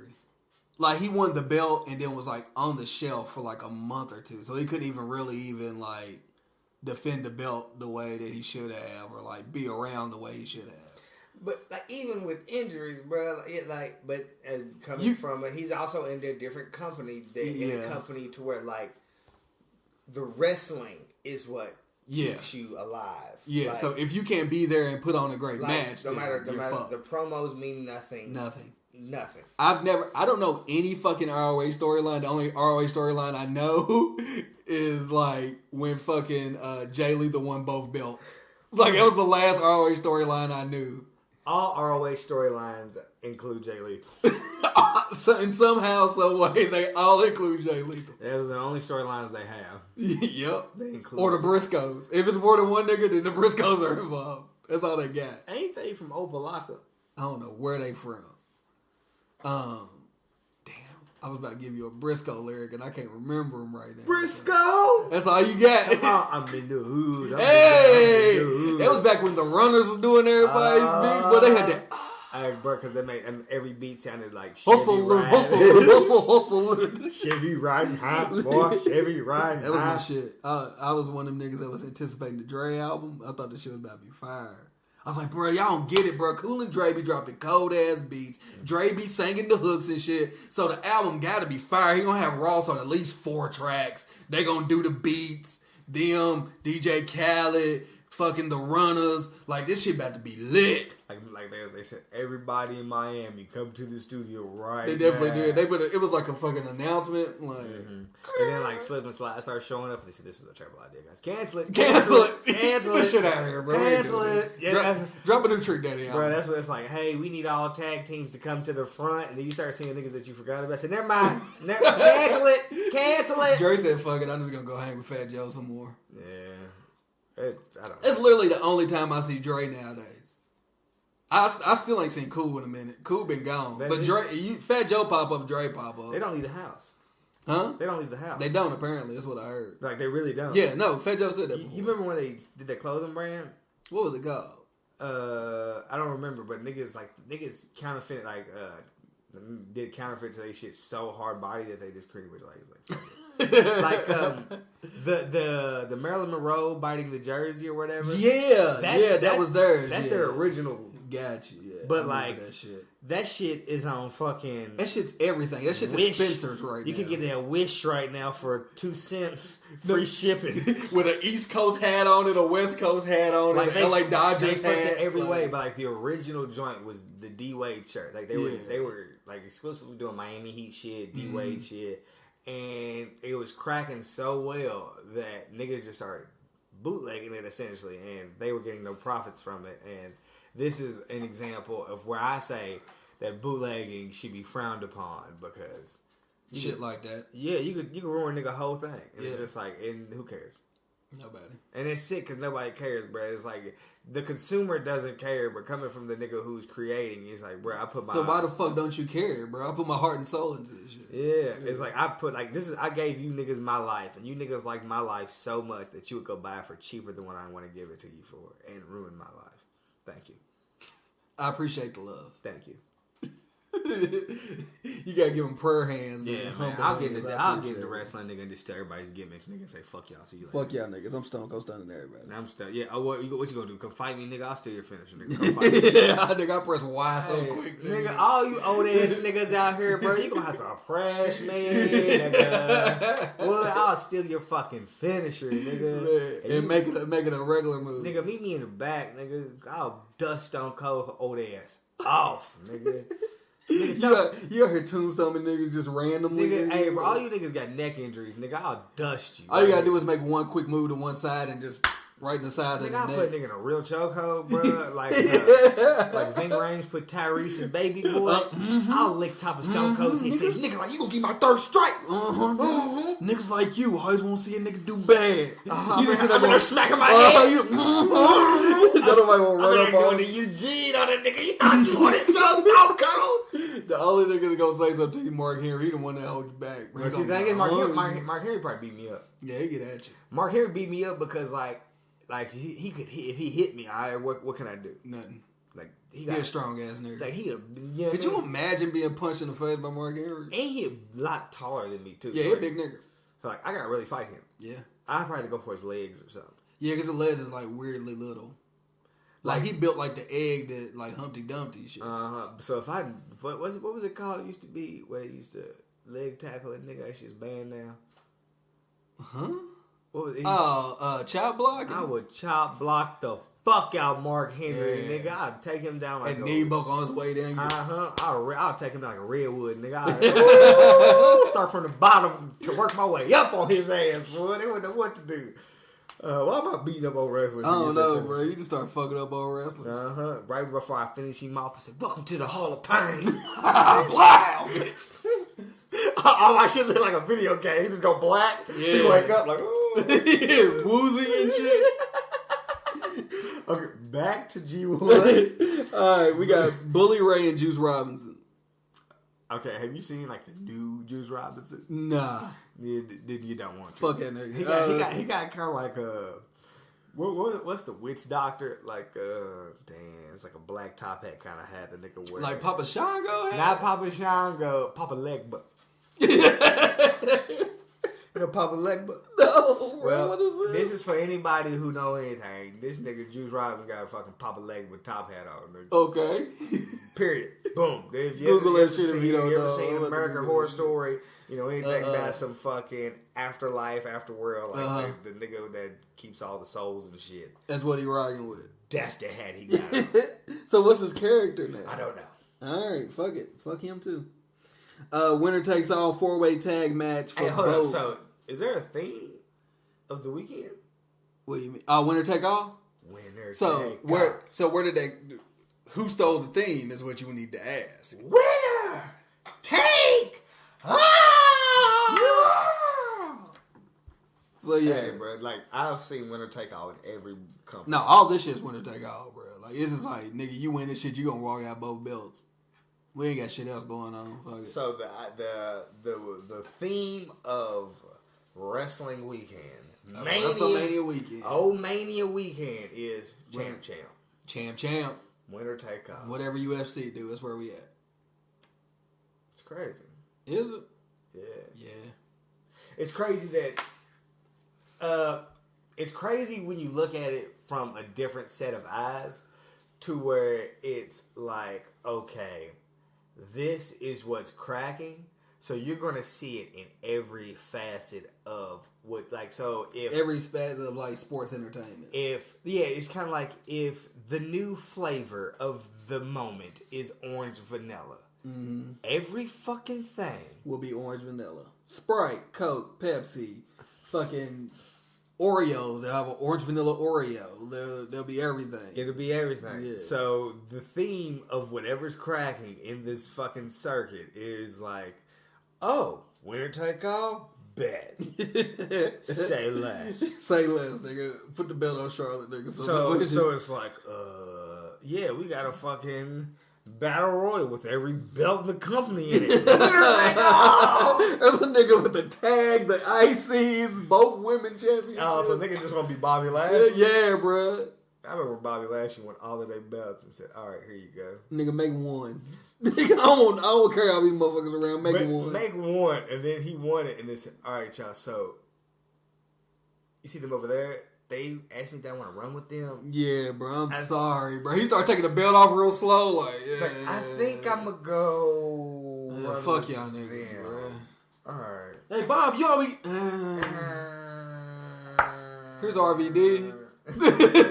Here's Rich Swann. They said, huh? Y'all more. Black dude, Rich Swann. Here you go. Here you go. He like a little me. Hey, bro. He's like, look, what? No, he's not. WWE looked at Impact and said, I like what you got going over there. I'm gonna take it. Nah, first they said, y'all doing what with Bubba Ray Dudley? For real, this shit working? But come back here. I personally hate WWE because it's like, oh damn, I didn't even know you could make pizza like it. Give me that recipe. I want that. But then when they get the recipe, they just make the same pizza they've been making. Pepperonis. Okay. Fuck all of that. Make us a cheese pizza. Yeah. And it's just like, when we gave you the recipe, my nigga. Yeah, I don't give a fuck about that recipe. Yeah, I don't know. I just didn't want you to have it. Bully Ray? Where's Devon at? Yeah, bring that nigga back. Get him fat Bring again. Devon. Fuck this Bully Ray shit. We're gonna sign you back up, but could you get fat again and do you still got that camo shit? Oh, you do? Bet. You can't fit it now because you lost a lot of weight, but just make it to where you can fit it again. They said Matt Hardy. He doing some weird shit? Hey, you still got Jinkos? Bet. Come on. Bet. Come back. They said, hey, it just fucks me up. EC3. Who's EC3? Why did we never sign this dude? Like, who is this guy? So is he really related to the... He's not? Fuck it. Go ahead. He used to what? He was here? Undefeated. When was he here? Drake. He was here. Hey, you know what? What we'll do is we'll get him, and then we'll have him like talk in the back of like other people's shit with the one nigga that we all thought was gay. You know what I'm talking about, bro. People used to like him, and then we brought him up and shit. Oh. Oh shit! What was that? What's the nigga's name, bruh? Who was gay? Damn. Ah shit. Tyler Breeze. We'll just have him just in the back talking to that nigga, bruh. We don't give a fuck. That's dope. Dango. Is he still here? Man, we need Dango back, bro. Where's he at? They made Tyler Breeze cut his hair, bro. Yeah, fuck them niggas, bro. Them niggas ain't doing shit, but being them niggas fucked up Tyler Breeze, period, bro. Like Tyler Breeze and the EC3. Look, hey, they fucked up everybody. Like shit be cracking in the NXT, nigga. Then they get up there and it's like, y'all niggas did what? Yeah, fuck all that shit. I don't know nothing about that. That nigga Moose said, nah, bro, I ain't going WWE. Alright.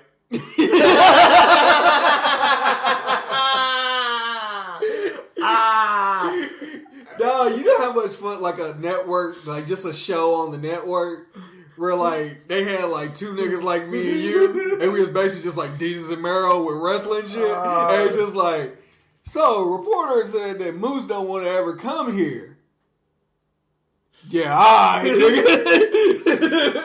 Hey, bro, they was packing the bag on the way to WWE. They said, Moose, we got room for one more. He said, I think I'm gonna stay. Nigga looked up and said, alright.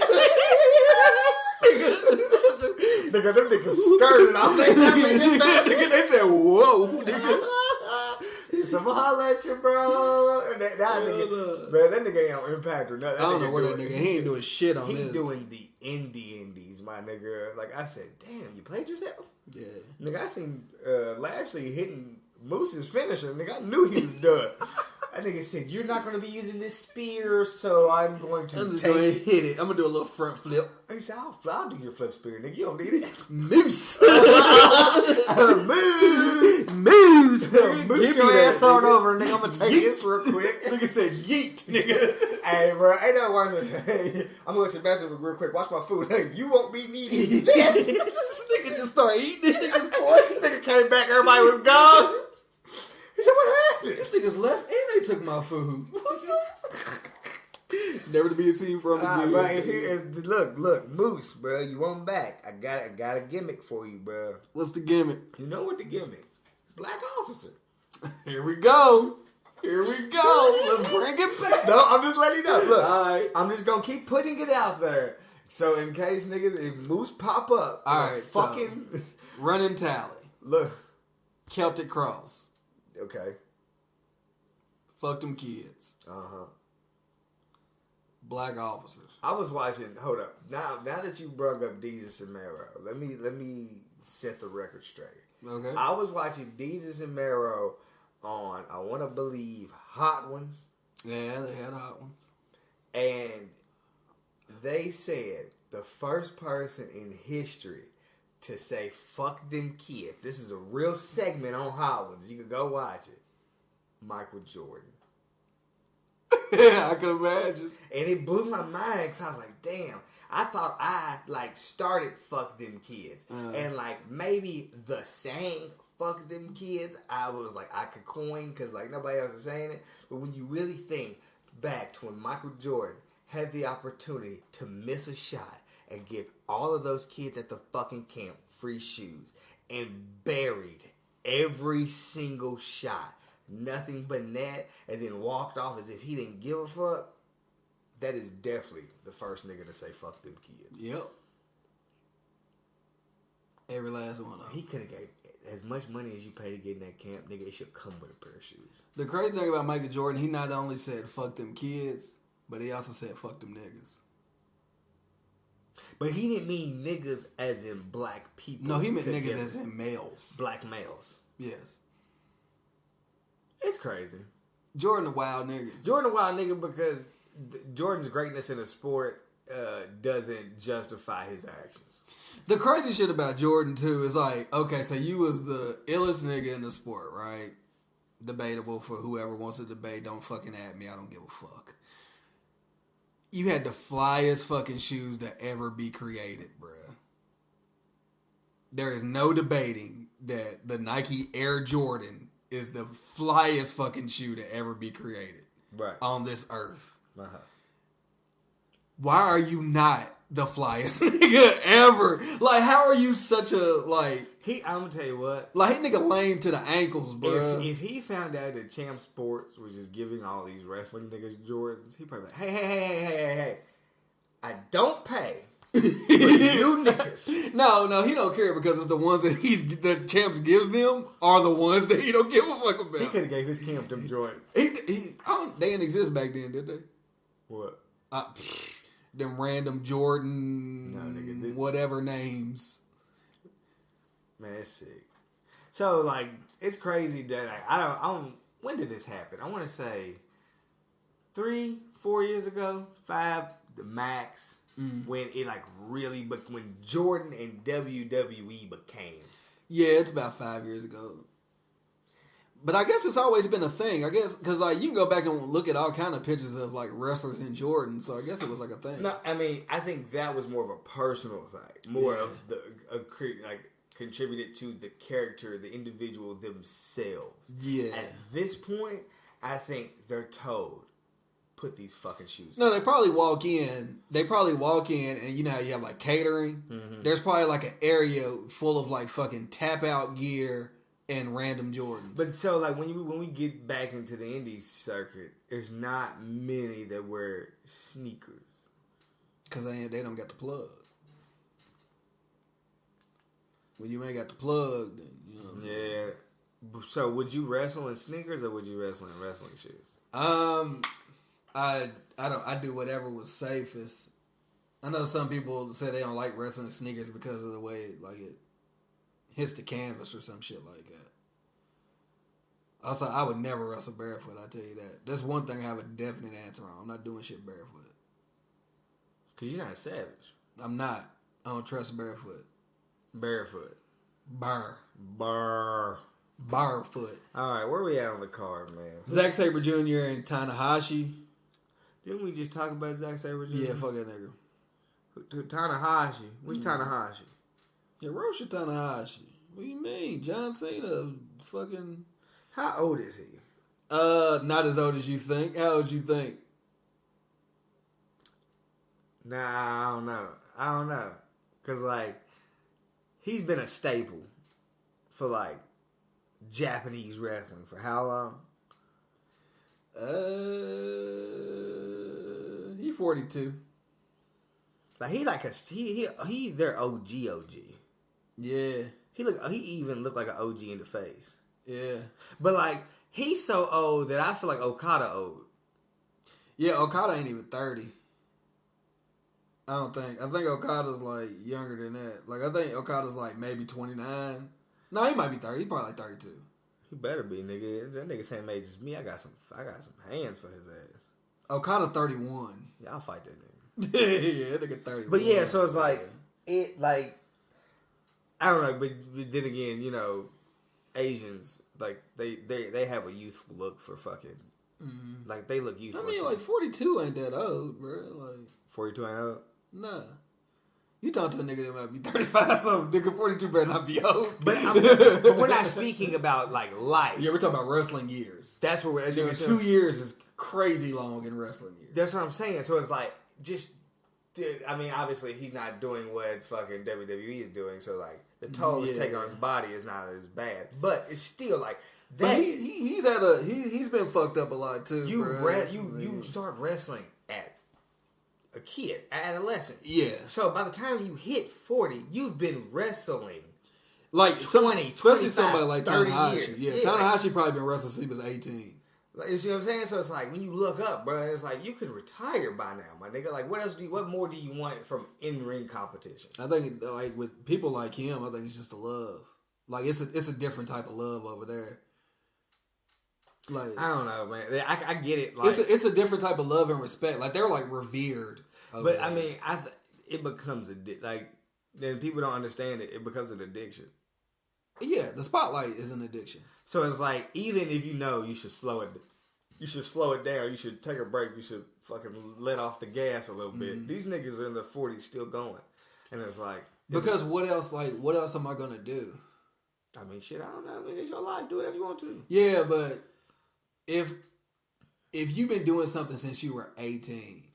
But I'm like all of your like you're an adult more than you're a kid. So your whole life has been this. Like that's scary to think. Like what else do I do? You know, plan B. Why do there need to be a plan B? Because you're in a game where you can't perform for the rest of your life. Even if you're like a ball player, like you can't perform for the rest of your life. Yeah, but that's not how you like live the life. Like, I know, but that should also be a thing but that I you mean, think about. They probably, I mean, who's to say that Tanahashi doesn't have a plan B? No, I know, but what if his plan B is to just be in the backstage, but he ain't ready to go there yet? And I totally get it, but I'm just saying it gets to a point where nigga is like, hey, bro, you're still at every fucking pay-per-view. You're still in the picture of every fucking. Well, this is in your opinion. He is. What? Is he not in the picture all the time? No. What I'm saying, like the way that you feel about it is your opinion on it. Like that might not be like his opinion or like the people he's working with. Like who's to say that just because you're 42 that you can't wrestle? I'm not saying that you can't wrestle. I'm saying that you should start letting back. But like, who's to say that? Like why do I need to? I'm just saying. If I can still go, why do I need to? Can't like what if I'm one of the people that have been like taking care of myself and like I haven't had like a lot of major injuries and I can understand if I'm Mick Foley like Mick Foley. You're gonna like, look up and you're gonna be 30. the fucking Japanese pit bull, bro. We're gonna be looking at you like you're sick. So what about fucking Juicy and Thunder Liger? I don't want to see him. I mean, I know you don't want to. Like I said, this is all your opinion. That's what you're getting at. But other people want to still see him. And he still wants to wrestle. And that's totally cool. They're going to do whatever. But sitting right here, right now, I'm going to tell you, cut this shit out. So at what age do you think people should stop? Huh? What age? Personally, I think you should start letting up in the 40s. Like, you know what I mean? Because I understand the wrestling, bro. Like, the main stars, you know what I mean? Your main guys. Like, they're in their 30s.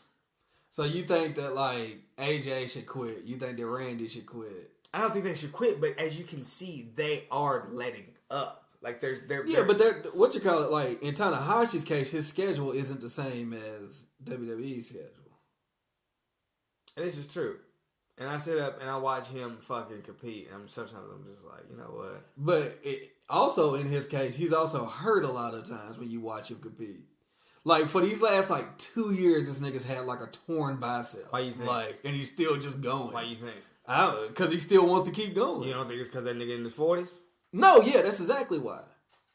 No, I get your point. I'm being devil's advocate. I'm just coming from another side. I know, bro. I'm just saying, it's just, bro, even in today's society, to where niggas are staying youthful super longer, right? In your 40s, bro, it's kind of like I think it's still the old, like it's still the old guard, the old way of thinking. I think people like, for example, like somebody like Seth Rollins. Like I think Seth Rollins will be in his 40s and still be able to. I think the roles should change. You know, like your role. Yeah, like I get it. You shouldn't be the main event. Like you come on, bro. Like guy. they're like. I agree because I personally I don't like it even when somebody like Triple H is like the main event of WrestleMania. Yeah.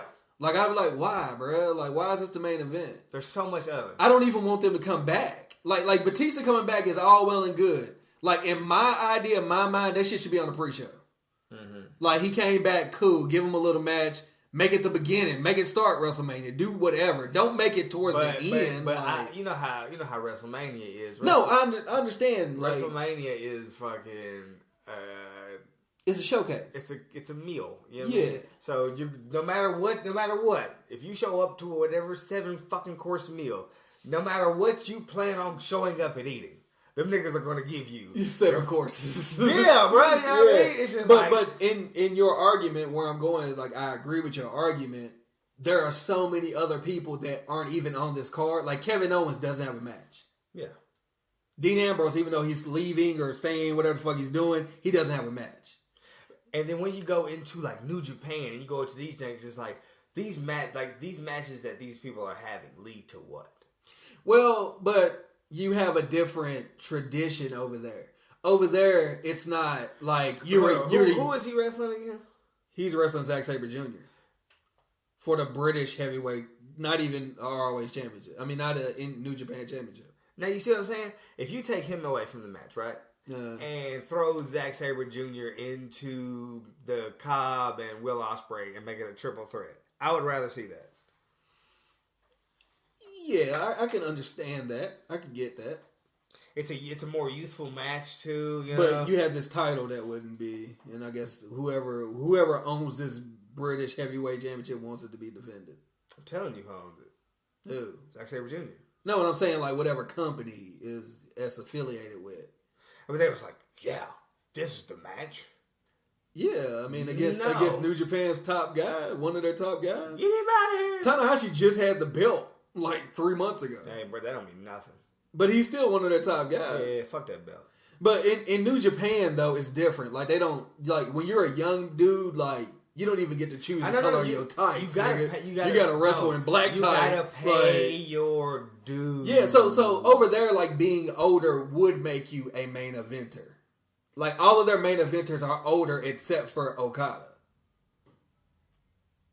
But I think, my personal opinion, that the age of Okada and wrestlers around that, like early 30s, is where it needs to be. These should be your main eventers. I think, but honestly, Tanahashi is the only one, and that's because he was there. He's their Hulk Hogan.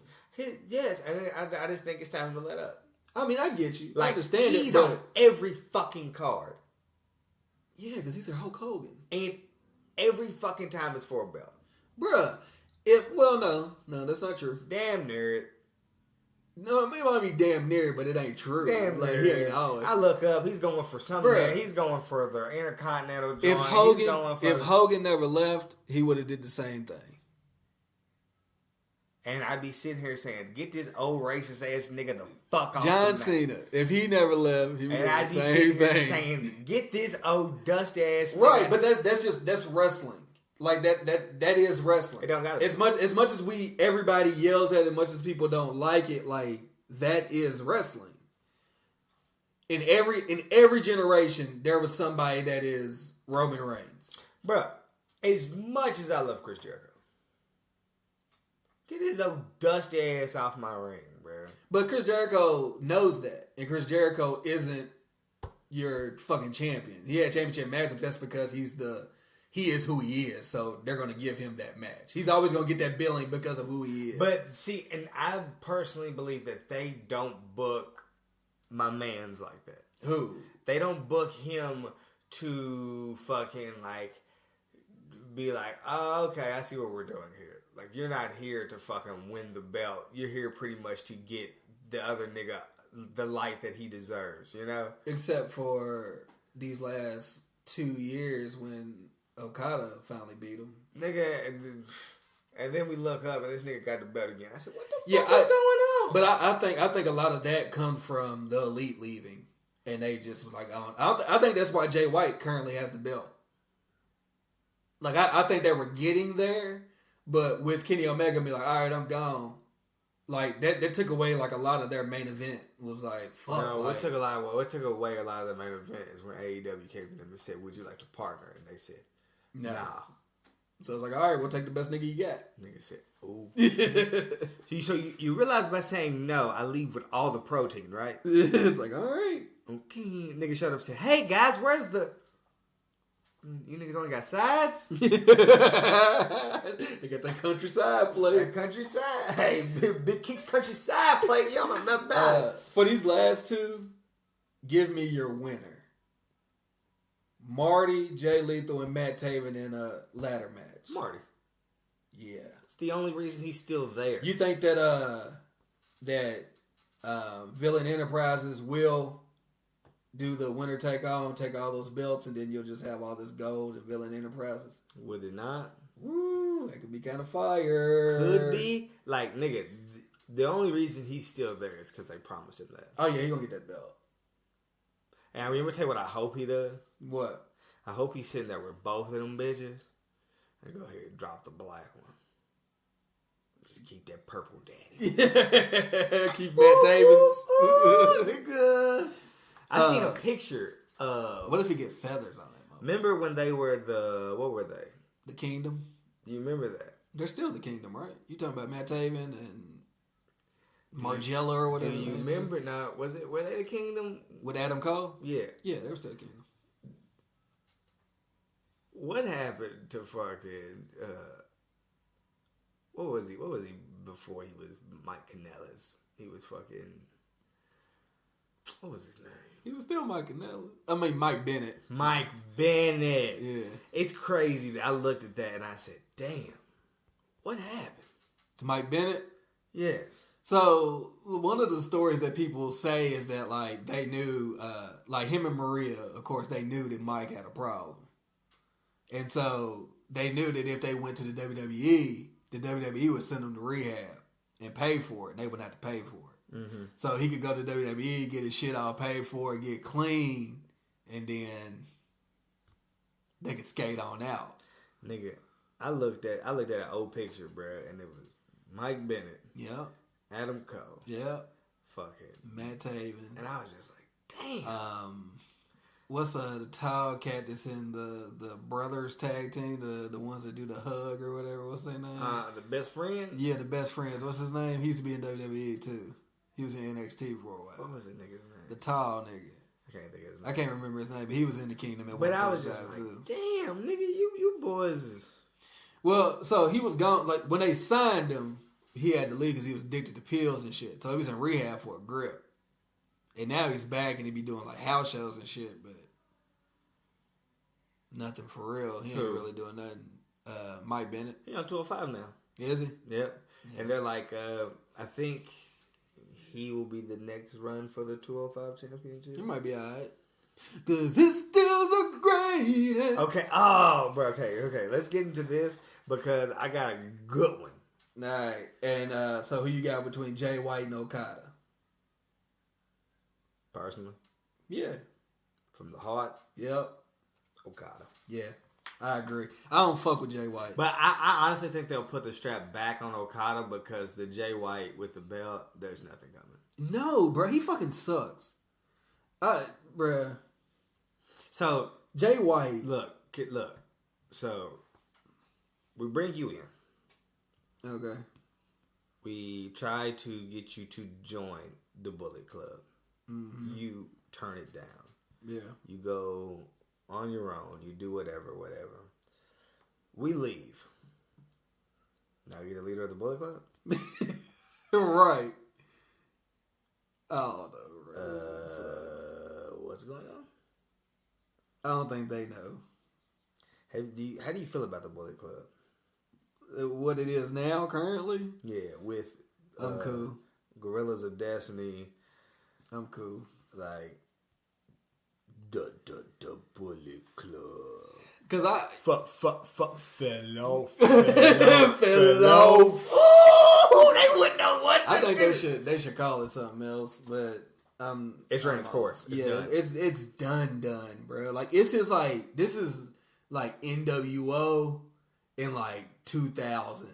Where it's like, all right, bro. Like, I get that the shirt's fire, but so like, I walk in the back and now everybody just got on an NWO shirt. Yeah, like I see Buck with one on. He's just like, Tell me you didn't just say that, brother. I'm Buck Nasty.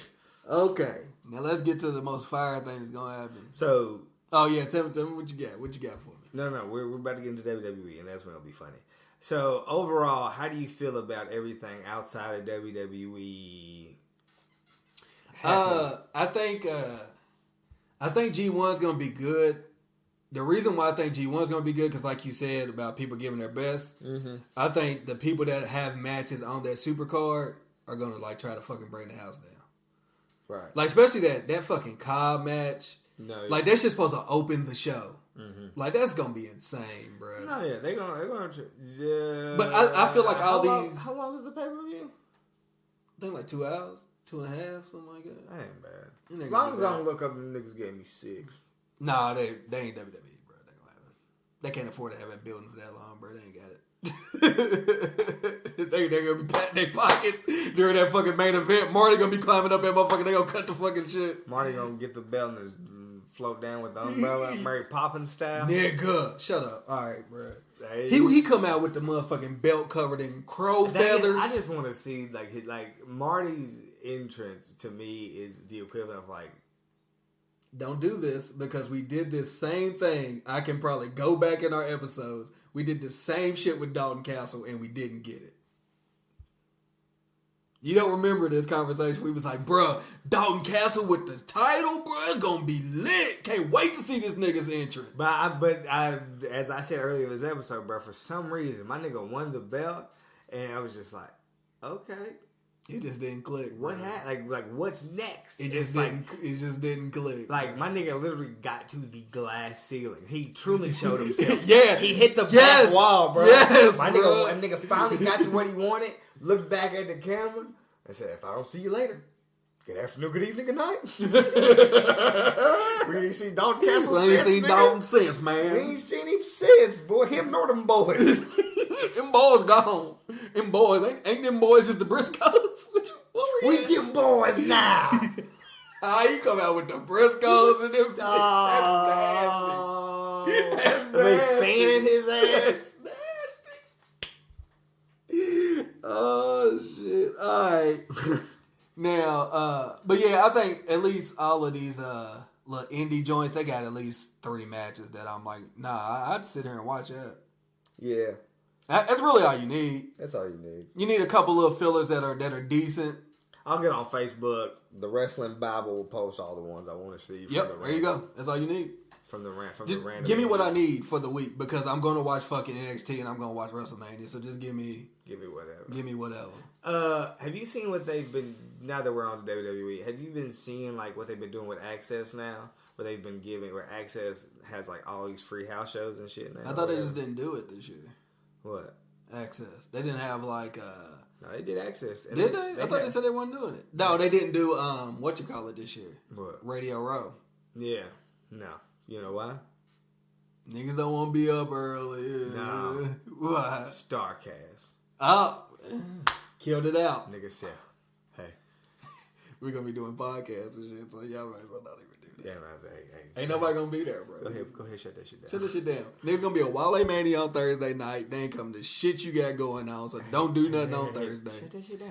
Go ahead and shut That's why I said, in 2 years, nigga, if they pull up on that weekend and give us a fucking Thursday, Friday, Saturday, I said, hey, bro, I'm holler at you niggas later. Niggas is all that ain't done. Niggas would be like, Now, if Cody pull up on Walemania, bro, like, hey, bro, where we at? Shit, I don't know. I'm gonna tell you where we're at. We're at the laptop about to die. I gotta charge it. The fuck is that? Nigga, Nigga, you about to charge my phone? I don't know how fucking Apple shit work, nigga. How you feel about Walemania? I wish I was there. So like, we can let's I've been hit. Nah, I'm playing. So like, before we get into NXT, like, Walemania, right? You feel like it's you feel like it's needed? Yeah. Like it's needed going forward no matter what too, huh? Mm-hmm. Because it's for us. Yeah. And how do you feel about and there's a lot of us that people don't realize there's a lot of us. Like how do you feel about the bookings of Walemania? Like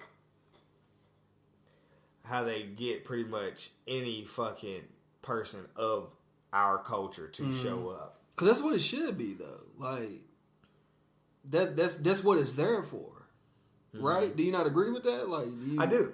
Yeah. But I'm just so like do you think more emphasis should be put on that? Like should be like from the WWE?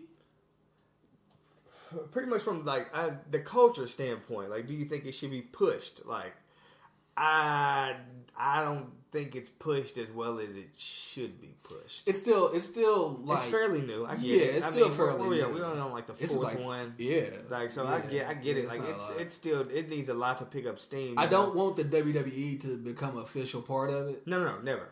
Because that takes away from the edge of it, like what it is. Yeah, because it's like I don't show up to Walemania to only see fucking no. Big I want to see everybody. I want to see all of my black fucking not even black, but just people of the culture, like people who embrace hip hop or embrace shit of that nature to come and just to celebrate that we all have something in common, which is professional wrestling. Yeah. I think it's dope. I think it just gets bigger.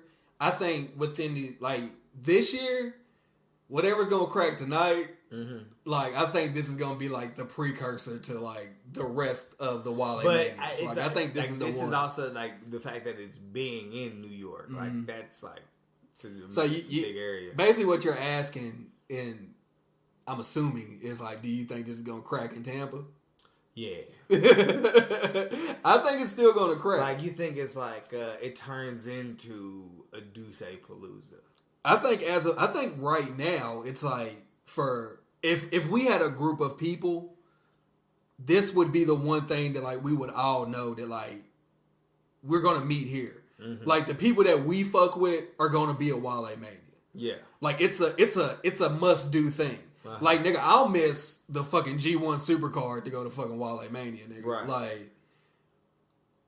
In my opinion, that's where I see it as. And everything that like all the other podcasts I listen to, like everybody's like, yeah, man. So we start the week off with Walemania, and then we go from there. No, I mean I would imagine like that's where you started off at. Even the podcasts that aren't like urban, people are like, yeah, like Walemania's tonight. When you look at Walemania and you look at Yams Day from this past Yams Day, where their whole Yams Day was wrestling, like. Do you think Walemania should go more towards that feeling, or it should just still be the nightclub thing? It should. I don't mind it getting bigger. I just don't want it to then become like super mainstream where people who aren't of the culture are there. And I know that's a real like underground. I want my favorite rapper to stay underground and be a part of the people and not get big way of like saying it. Do you think they should have invited the Subway Mania niggas? Yes. Yeah, because they're like part of them niggas weren't like a featured guest. I don't believe though. I don't know the lineup, so I wouldn't. I mean, I follow Cass and like Foot and shit. It seemed like they would be though, like just because they've been so. Like it's been pretty big. They got a whole Subway Mania thing going on. They got 2 T's running right now. For the weekend, they're doing something. They're doing an event themselves, like a Subway Mania 2 or something. It's just I don't know. I think they should. I would like for them, and I don't know if they are, if they aren't, whatever. But for example, with the Subway Mania, like you should just go ahead and just grab them, put them under the wing. Like, is what y'all do? Cool, you in? Like. Participate when you can, like especially if we in New York. Pretty much is what I'm saying. It's 2020, about 365 away. Okay, Tampa Bay, good old Tampa. Send that invite. Basically, If I got, I'll DM whoever I got DM the address. Oh, I'm about to start spamming Kaz like crazy. Send it. I'm sending. Hey, niggas think I'm playing, bro. Send me the invite, bro. So, would you like to see it on like maybe not the big 4, but at least the big 2, like, or maybe even the big 3?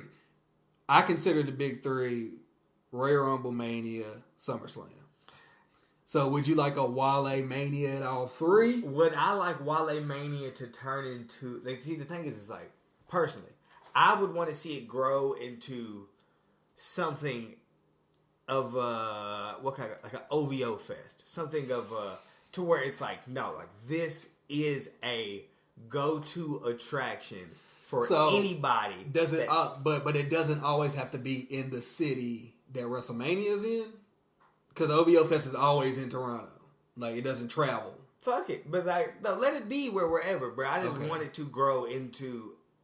An arena thing. And a big, like, a super attraction. Yeah. To where niggas who fucking love partying, niggas who fucking love wrestling, who want to fucking listen to fucking DaBaby play out loud. Like, Walemania is a must. Like, you niggas cannot miss out. I would love for that to happen. Like, I don't know if that's already happening, but like, that's what I want to see it grow into. Like, nigga, where like niggas like me and you, like, if we don't get no invite, where it's like, nigga, I know I'm not buying fucking Mania tickets, but I'm definitely willing to. Oh, we just pulling up to go to fucking Walemania. At least we go to Walemania. You enjoy your night or whatever, and then you fucking you go back. Like, that's where I want to see it turn into. Yeah, that'd be dope. More rappers too. Yeah, they have all the rappers ever, but fuck it, invite everybody, right? I get what you're saying. Like, once I start seeing Flatbush pull up, they better be a Walemania. I didn't see him as a featured guest. Oh wow, maybe they're somewhere else, and they couldn't do it logistically. Maybe. Fuck it, just give me Meech then. is that which one's Meech? Huh? Which one's Meech? Is that the nigga with the hair, like with the beard and shit? Nah, that's the deep voice nigga. Yeah. Okay, I got you. Give me that nigga. Yeah. I am like Brock Lesnar in the octagon. But it's like, even like the fucking Migos. Like, I seen the Migos at a fucking festival, and all 3 of them had chalk line like sweatsuits on, like the fucking like Stone Cold and Macho Man and shit. Like, so like even shit like that, it's like, yeah, fuck it. I mean, Migos are fucking huge. The minute that you sign Migos on that line, see, like, I would like them up to incorporate more of the streetwear brands, maybe. You know what I mean? More of the make it a whole big like. You know what I'm saying? Like Walemania is the umbrella. If you are a part of this, you need to be here. Pull up. Like, you make shirts. Basically, it turns into a convention. And that's what I'm saying. But maybe not like so much a convention, but like, you know, a gathering. Yeah, like so if Walemania is going on, bro, and like you're said brand, you need to be there, bro. Because this is where we are. This is where the community resides. This is where we come. It's Complex Con for once a year. Wrestling. Ready. Yeah. Yeah, no, it would be really dope. That's what I want to see it turn into. I'd be here for it. I think it's going there. Because Wale already said he wants it to be like a festival. Like, he wants it to be a thing like that. So he's working towards it being that. I know, man. Damn, what if this nigga just stop rapping completely and only focus on Walemania? Yeah, I mean, shit. Does he rap still? Yeah, he does. Yeah, what was the last one? He just had he had that fucking mixtape that just came out that all the Wale fans love. What was it? I don't know. I'm not a big Wale fan. You ain't got it. I ain't got it. I got Spotify, so technically I got it. But I ain't got it. In a 2-man rap battle. Not even a rap battle. Let's go. 2-man, right? Who is it? You give me the what are the 2 niggas? What are the Griselda niggas? The 2 Griselda niggas? Westside Gun and Benny. No, Benny the Butcher ain't the rap nigga. Benny ain't the rap nigga? It's the other one. Westside Gun and Conway Twitty. Conway, yeah. You give me them 2 verse Wale and Smoke DZA. Westside Gun and Conway. Better team? Yeah. You know, I don't know, man. Fucking Wale and Smoke DZA could end up being Sheamus and Cesaro. I've heard a Wale and Smoke DZA song, didn't like it. Was it a wrestling track? Yep. I think it was like the fucking Sasha Banks joint, I think. It was like on like Ringside or one of them shits. Yeah, I wasn't here for it. But I'm not a fan of Smoke DZA, so that takes... Right. That takes one of them out right there, bro. You ain't fucking with Smoke Dizzle? Nah, I'm not a big fan of Smoke Dizzle, bro. In the same year, me and Smoke Dizzle both put out our first joints. Too bad he was bigger than you. He was way bigger than me. Yeah. You ever take the sick part?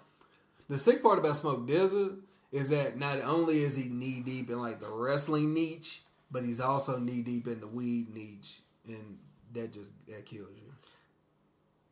No. What was terrible was that, like, although his sound was a lot better than my quality, his quality, my quality, way better. Lyrically, though.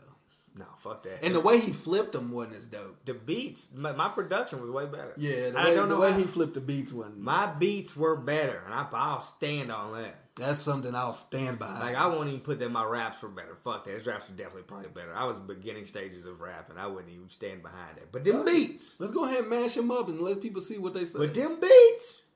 Way better. To this day. To this day. I still got people walk up to me and talk about that shit, and I hate that shit. Like, to the point where you really do. I don't fucking, I'm like, don't. You remember when you first put that shit out, how hype I was? I remember when you told me about that shit. I said, hold up, bro. I think it might have been around the time when you told me that you rapped. Mm-hmm. And then I found out that you like wrestling. I said, oh, bro, you like wrestling? You was like, yeah. Bro, I got a whole little joint I'm putting together. No, I said, hold up, bro. No, you not. That shit about to be fire. Bro, that shit came out. I said, ooh.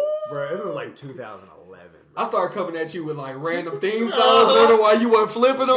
He was like, bro, why have you not done the Gang Grill yet? Bro, I can't. Still, nigga, why have you not done the Gang Grill yet? Because, bro, like, it was... Why you bring it back? Now I gotta ask you this every day. Gang Grill beat and then fucking red and black and blue Air Jordan 5 Fusion. Look, for some reason...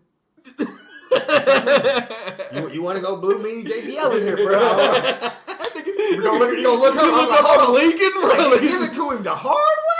Nigga, I go Jerez on you, boy. Niggas was like, bro, we don't know why Kingston started beating shit out of hard, bro. Yeah, but there was some deep-seated issues. He just started giving him the Jerez, bro, the harder way. I was just... Took it the harder way. Nigga, like, what is he? Is he really punching him? I'm giving you them Brock elbows. Give you that Randy cut. It's like, hey, bro, them shits is hitting different. Bro. Oh, man, shit did. Yeah, no, but... if I didn't believe that shit, I can't become a gimmick. I feel like eventually, once I establish myself as who I am and niggas know, I'll give it a run again. Yeah.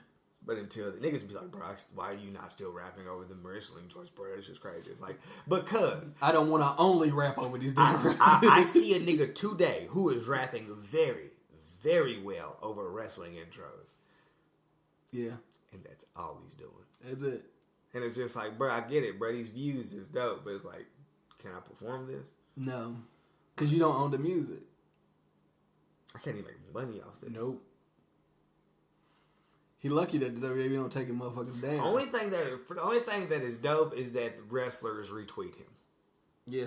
And can I hang my hat on that? No. Can I download him? And that's why I couldn't become a gimmick, bro. Don't ever become the gimmick. Don't ever become the gimmick. All right, let's speed this up because we still got a lot. All right. NXT, the yellow brand, baby. Woo! War Raiders. Oh, we're going straight to the card? Going straight to the card. Straight to the card. War Raiders versus Aleister Black and Ricochet. Now, I think this tells us what happens at Mania. I think this is what's going to happen. The War Raiders are going to retain. Yep. And then Aleister Black and them are going to win at Mania. No. We'll get to that later. Pete Dunne versus Walter. Niggas is hype off this.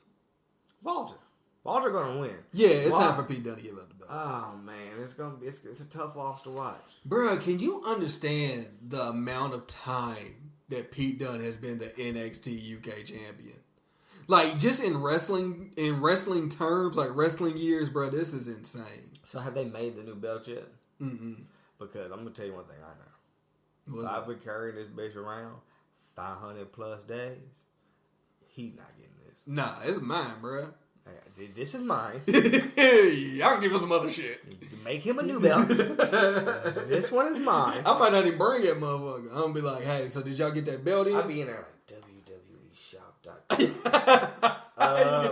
Get that what's it, the on signature? her it says it's $350. No, bro, you gotta get the premiere joint. That's what it is. They don't make that one. Oh, okay. They'll make this about the deluxe. The 350? I'm pressing. It's Mania weekend. They're saying 25% off. All titles. 25. You want it? You need the extended belt. You need. You're a bigger guy. Walter, a bigger cat. What's your waist?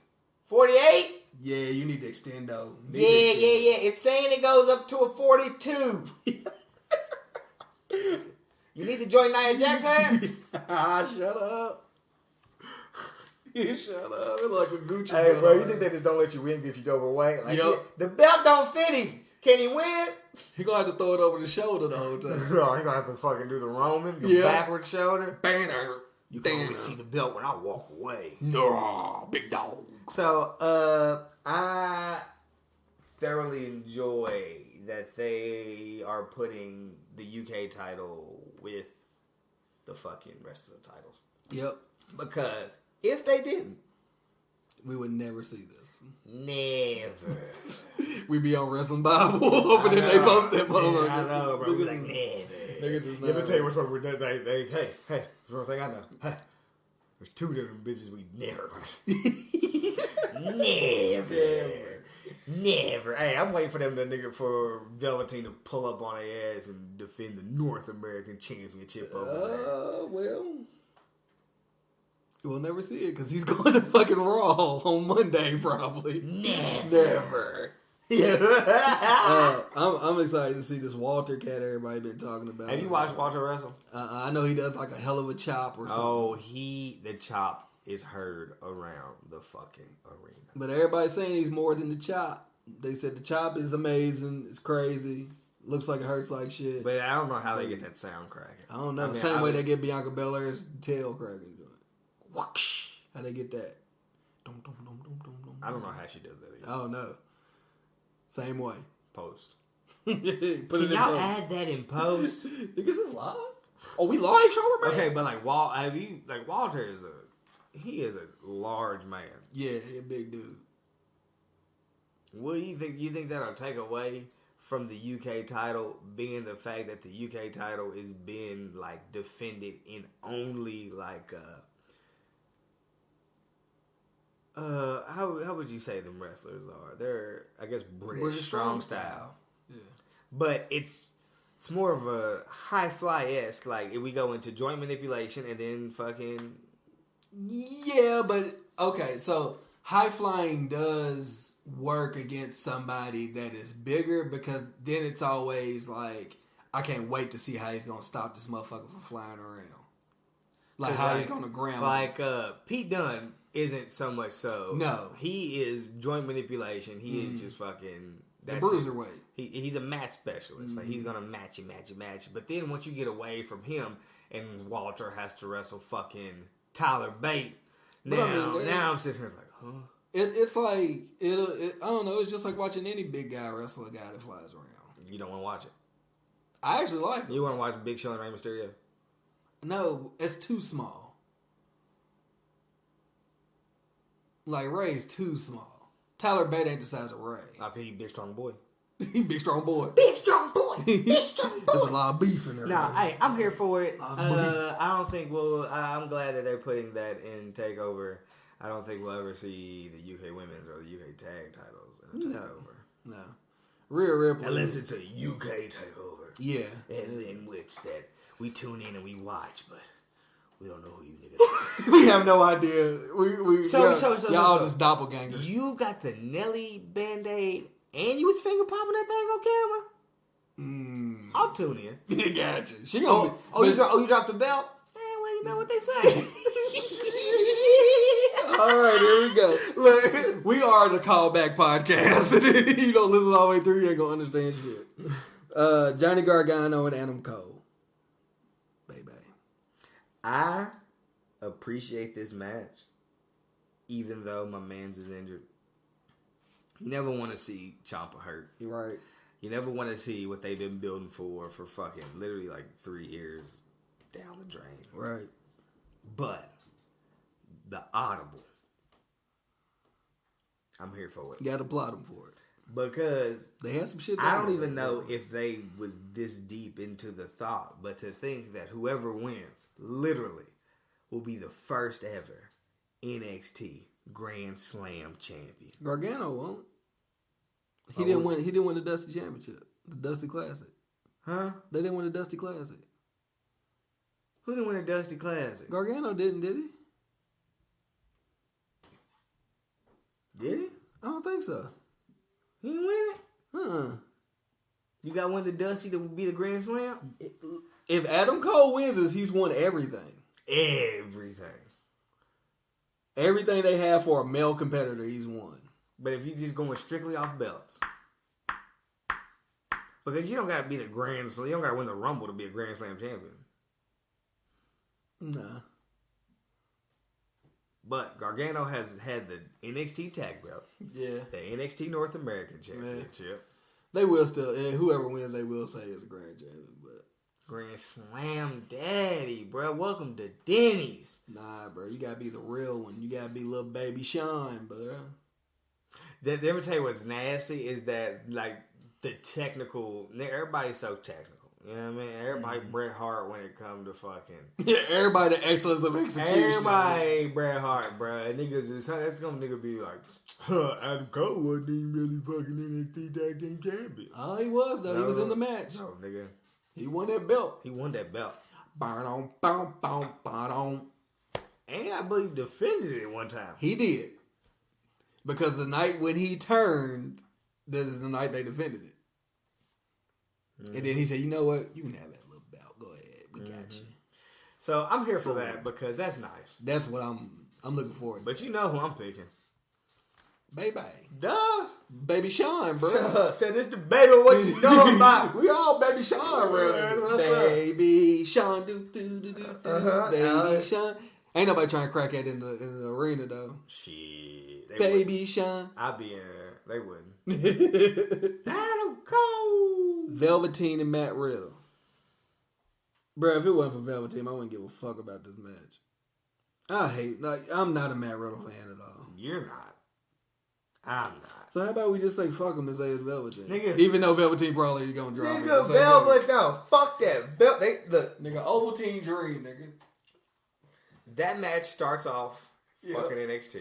Yep. Velveteen retains. And figure out something else. Hey, because I'm going to tell you one thing. Let me tell you the weirdest thing about the North American Championship is that I don't even know why they made the North American Championship other than the fact that it gives niggas who probably won't get a chance at the NXT Championship to get a belt. Yes. But it's like, okay, you give them belts. You don't really give them storylines towards the belt. And it's kind of like once you get the belt, it's kind of like, all right, you just have this belt, and it's like, and you defend it on house shows. I was like, huh? That's it. I'm sitting here like, and one takeover a year, like it'd be like I don't fucking War Games look, takeover. Look, I love Velveteen Dream though, bro. Mm-hmm. More than anything, preserve Velveteen. I hope when they move him up, they don't fuck him. Like, no, nigga, like go for it. Yeah. But I personally, I see what WWE's doing. Even if they don't like what they're doing, you see what they're doing. They're pushing the envelope forward, air quotes, to give us what we've been crying about for so long. Yeah. It's like, oh, you niggas want black champions? We'll give you black champions. Here you go. Yeah. And it's like, no matter what, we're just happy to fucking cheer a black person. Yeah, man. Like, shit, at least you're hearing our cries. Is it? So, but it's just weird because it's like, I hear you, man. Like, but Velveteen been stealing the show in NXT. For the last, 4 takeovers? Like, come on. Yeah. Come on. Yeah. The pop that he would get winning the fucking NXT championship. I'm going to let you know right here, right now. I'm a big wrestling fan, right? Maybe not as big as I used to be. But, nigga, you give me Velveteen winning the NXT title and Kofi winning the title at Mania, nigga, I'll sit in here and cry real tears in my fucking living room. Nigga, I'll put that right next to the fucking Black Panther poster I'll put in my son's room. All jokes aside, bro, like, as we sit here and it's just like, we're able to use our minds and fathom what happens, you know? Like, we can picture what's going to be what. anytime they throw a curve in there, and I'm just like, huh? I'll be ready to fist fight a nigga. like where if I watch Velveteen lose his belt and then not get caught up, whoever got to see me Wednesday, fighting, fist fighting. Whoever got problem, bro. I'm like, what's going on here? You give it to fucking RVD's nuts, and like, cause he's crap, baby. RVD. Bro, have you heard of Matt Riddle fucking promo? Yes, bro, they suck, man. Bro.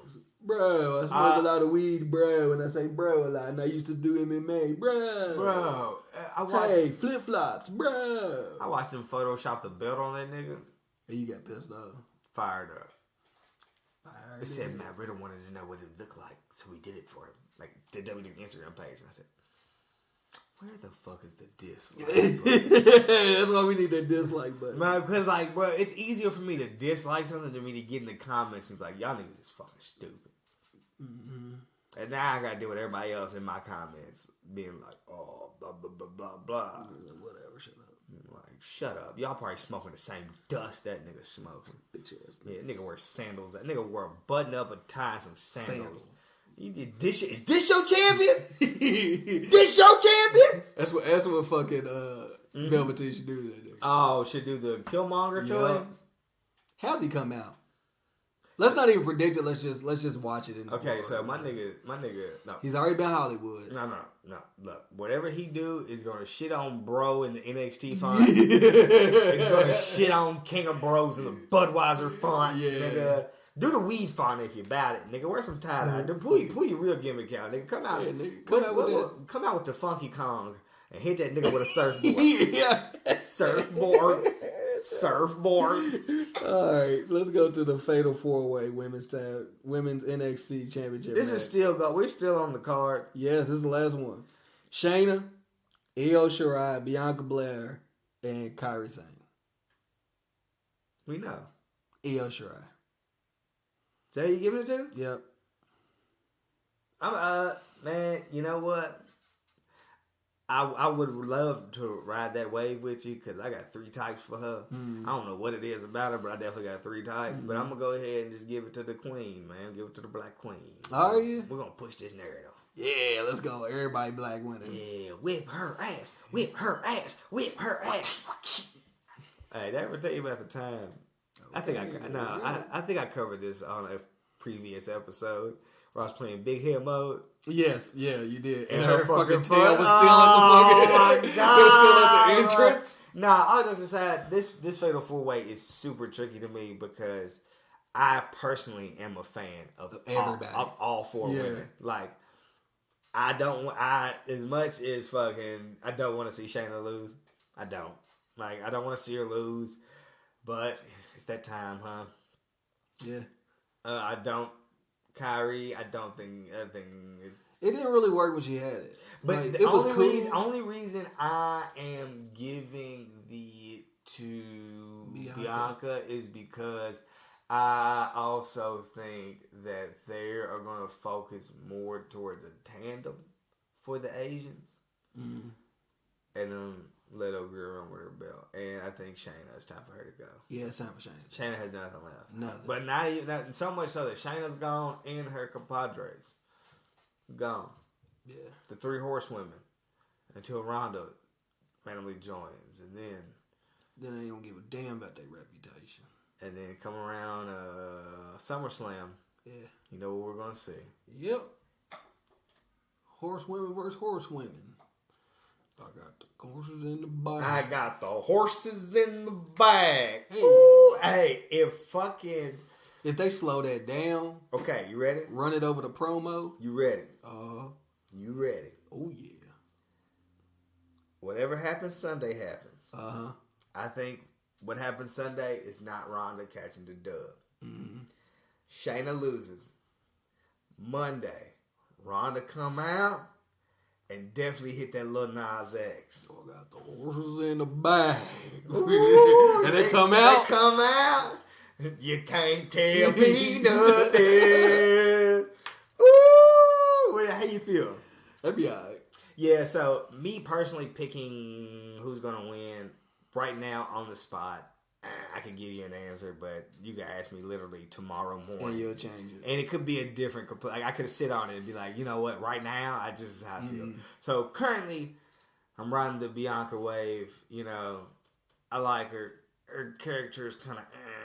Yeah, I mean, she can work on that, though. She young. Yeah, so, but like, I like her in ring. Yeah.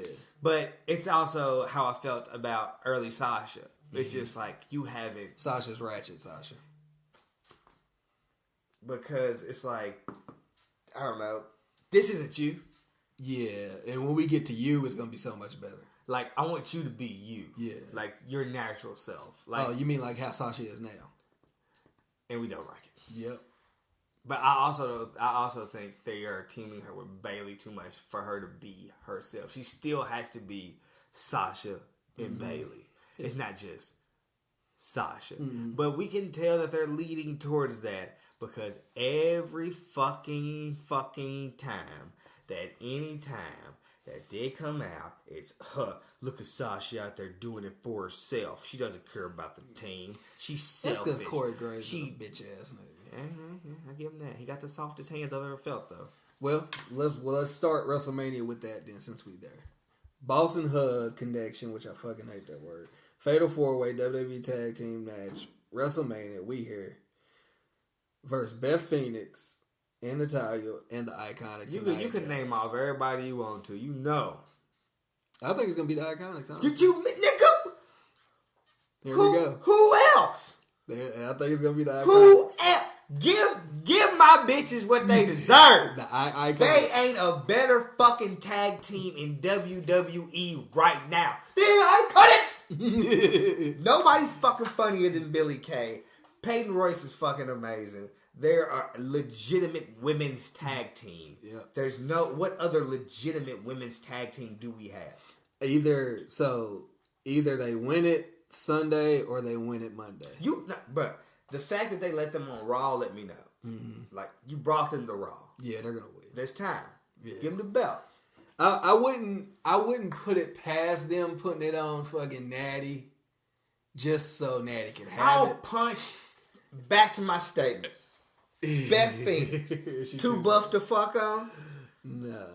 What's too buff to fuck on? Old girl Gabby Garcia. Too buff? Yeah. She's way too big. What are you talking about? The MMA chick. She like 6'1". Which one is that? She like the big Brazilian chick. She like 6'1", like 200. No. Okay, yeah. She's brolic. Yeah, she buff. She buff. So Beth Phoenix not too buff to fuck. That's what you're into now. Cause she muscular. Yeah, she is. She muscular. Them arms. I mean, Edge be in it. Edge put a couple kids in and settled down with it. So, he like it. Yeah, but wrestling niggas are weird. Yeah. I mean, nigga was fucking on buff China. Yeah. Would you fuck buff China? Ugly China. Like buff. Like not even like post-surgery. Pre-titty China. Yeah. Like Hunter was in that. Like Mike Tyson black trunks China. Yeah, Hunter was knocking that down. Denim jeans, tight black tank. Because they both wore the same clothes, bro. So Hunter was like, fuck. I think she had like tight curl bangs. Yeah, bro. She was lame. Yeah. Too buff to fuck her? Yeah, that one's kind of weak.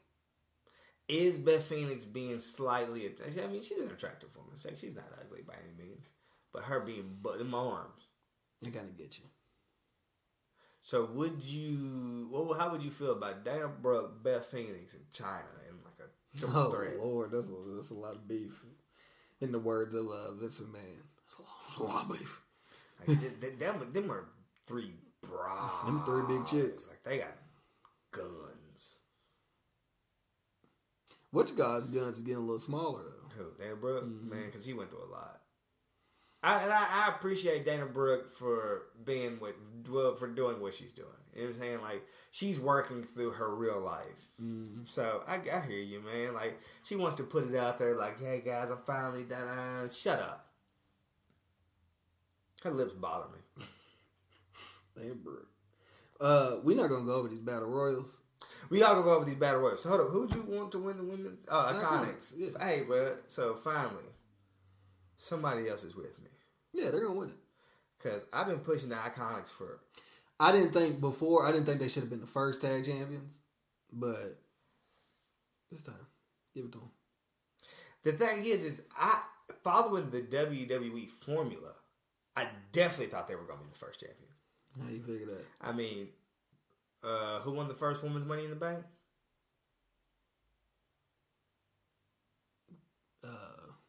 James Ellsworth. Don't do that. Carmella? But you see what I'm saying? But she wasn't the first women's champion, though. Huh? The first women's champion was Charlotte. So, figure 4 ways. No, what I was saying is... Carmella. Like, the way that WWE was working towards things is they were putting... what do we call it? Emphasis? Like,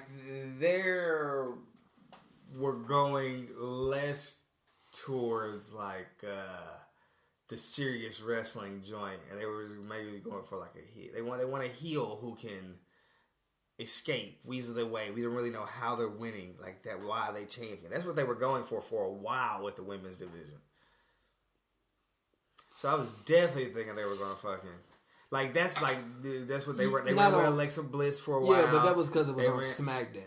Alexa Bliss was a Raw champion for the longest. Yeah. But, like, that's what they were just going with, you know? Like, that's what they were not going for fucking... Yeah, but I think the Iconics were a little... Like, even though Carmella is, like... She's not a comedy act. She ain't. Not as tough as, like, the Iconics. Like, the Iconics are like... She does a dance break. Now? She didn't do that before. Wore a money jumpsuit. That's because she's money, fam. She moonwalked. The moonwalking. That's because she was trash talking. You know what I mean? Skydiving, Rocky Mountain climbing. I don't know if you seen her. Ain't nobody mean. But yeah, like it's time for them. They'll get it. Cause who better, bro? God damn. Who better? Like, not even the Revival better than fucking the Iconics. Fuck the Revival. Yeah, FTR. But yeah, bro, I don't want to talk about these battle royals, bro. Why not? I don't even know who's gonna be in the women's battle royal. I mean, everybody that's a woman. Yeah, but they barely had enough to be like to do the Royal Rumble this year. No. I mean, bro, you got 8 women in a fucking tag team title match. You got 3 of them in the main event. And then you got all the rest of these women. And then you got fucking Asuka. So who wins? Asuka.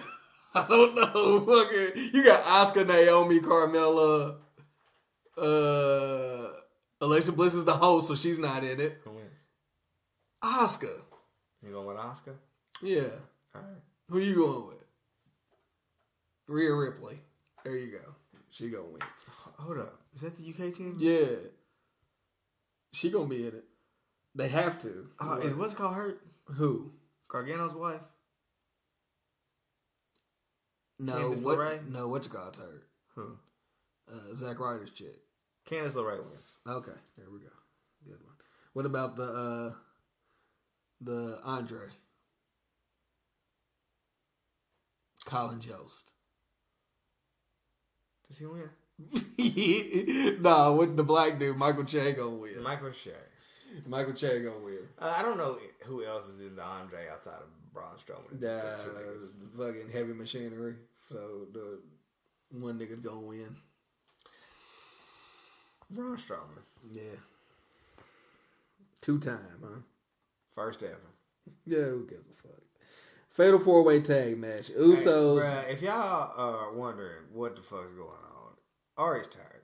Yeah, I'm done. My nigga is tired. He just wants to get us over the card. Bruh. He don't care. He wanted to spend all this time in the fucking indies. I bruh. didn't. And then he we wanted to to fucking spend all day waiting in line, fucking sessions, and then it was time to get on the ride. And my nigga was like, you know what, I'm getting kind of tired. I'm full. We could just call it a night for real, man. Yeah, we definitely should have went on Mania first. Man, what the fuck was I thinking? The thing is, I asked you, were you ready to sign up? I said, are you sure you're ready? I'm not.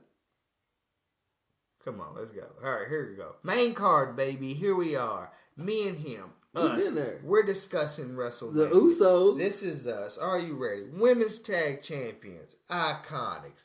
Battle Royal. Who give a fuck. Nobody. You know what I'm saying? SmackDown tag titles. Who give a fuck? Let's give it to the Usos. Because who cares about anybody else in this fucking Battle Royal, right? Anybody else in this? Alistair Black and Ricochet. Fuck them. Usos. Nah, Alistair Black and Ricochet. Fuck them. Ooh. So? Come on, bro. Give it to my guys. Give it to the Usos of Destiny. Roman and Drew. The Bruscos. The Bruscos. Roman and Drew McIntyre, who you going with? I'm going to go, fuck it. We're going to go Roman, bro. Of course, because the Scottish psychopath ain't going to do it today. He can't pull up in that trench coat and get it done. It ain't even a coat. Bruh, it's a trench vest. Bro, hold on. So you mean to tell me that my nigga can beat cancer, but he can't beat Drew? Wrong. Orange ribbon, nigga. Orange taped the fucking ropes, too, during the match. Bobby versus Finn. It's not Finn. Oh, my bad. It's the Demon. You know who I'm around with. The Demon. Fuck no. Bobby Lashley, bro. Finn came out on some weird shit. It's like, my name's Finn, and I put his face paint on. And now my head's strapped around my chin. I'm performing cunnilingus on the fucking camera. Who want to get ate by the Demon King? Put that pearl on my tongue. I'm the Demon King. Hey. The Demon King. I don't even know if Ray's going to wrestle. Ray's supposed to be hurt. He said he hurt his ankle, but he's still going to try to go against Samoa Joe. Samoa gonna fuck him up. He gonna fuck that nigga up. He gonna wrap him up real quick in a fucking coquina clutch and get that nigga the fuck out of here. My nigga said, yeah, due to Baron Corbin, I hurt my ankle last week. Nigga, fuck out of here. Nigga, fuck all you niggas. AJ and Randy. Hold up. So do we think Ray gonna wrestle? I think so. He gonna come out in a crazy outfit? Yep. What he gonna come out as? What's popping right now? He gonna come out as Captain Marvel. I fucking hate that, bro. He's a big Marvel guy, bro. He gonna come out. He definitely gonna come out. He definitely coming out as some Avengers thing. Man, he gonna come out as Thanos, bro. Nah, the irony. If there's anybody, he's fucking Ant-Man. Yep, he gonna be Ant-Man. Who's that jumping out the sky? Hey, 619. Hey, bro, sometimes, bring back Ray with the contacts. with the big pants. With the Jinko joints. The big with the shit would look like he took a do-rag fresh off his head. That shit was laid, fried dyed into the side. Oh man, I can't. Why? He had the little horns. So do you know why they doing Rey Mysterio versus Samoa Joe? No, you don't know either. Okay, just check it because no shit's fucking random. Yeah. He's faking an injury. If anything, they should have did Joe versus Kurt Angle or something. Yeah, they just did Joe versus Kurt Angle. I know. Then they fucking interrupted it. Yeah, fuck all them. AJ and Randy. Well, you know what they say. I don't know. Fuck the both of them too. AJ. Yeah, obviously AJ, right? Because who cares? But like, it's like I'm like, yeah, I love these two niggas, but together I don't want to watch them two niggas wrestle. Hell no. How many fucking fake forearms can I get? Oh, you thought you was gonna RKO me? Gotta be a little clear on that. Oh, you thought you had me? Oh, head, I'm tired of them niggas. Yeah, fuck this. Hey, them two old niggas trying to figure out whose house it is, and they both got to pay rent. Lord, them niggas is crazy, bro. I'm still trying to figure that shit out. Shane versus The Miz. Falls count anyway. Who cares? I don't get that one either. Bro, we know who gonna fucking. Why is Shane here? To jump off some shit. He's like, you better get used to my attitude because it's gonna be like this for the rest of my life. So you mean to tell me that you went heel on us through The Miz, who has been a heel? Okay. Baron Corbin versus Kurt Angle. John Cena. Yep, Cena. Attitude. Do. Put that pre-order in for that clear boy. Woo, woo, woo. You get the Charlotte joint in Foot Locker? What? Oh, you didn't see that shit, huh? Nah, I ain't nothing bad. Exclusive Charlotte joint with the blue robe? Yeah, I seen that online. I don't know. I ain't gonna get it. They still got it up there. I don't know. I'm gonna go stop by my fucking local friendly Foot Locker and find out. Find out they don't fuck with me up there. No, they don't. You saying that because they don't fuck with you, or you saying that because they don't fuck with me? No, I feel like they would fuck with me before they fuck with me. Wow, and you left first. You think if I let the niggas know that I had some Foot Locker ties, that once I get closer to the industry, they'll start letting me in? Mm-hmm. They might. I hit up Maj or Chalkline. I just go ahead and hit him with a DM. Sasha Banks. DM her. She got them geriatric joints. They say, "Oh, you like felines? Here you go. There goes some gold and purple. One of your legs longer than the other one. I know. Let's even them out. I gave her them yin yang twin joints. Oh, that's fucked up. Yin yang in his thing. 205 Cruiserweight Championship. We got Buddy Murphy versus Tony Nese. Here we are. What? So we're sitting up, right? Okay. We're watching, I want to say SmackDown. Uh-huh. We're watching SmackDown or Raw. It's a lumberjack match. It's this week, last week, one of the weeks. Lumberjack match. Mm-hmm. We're watching it.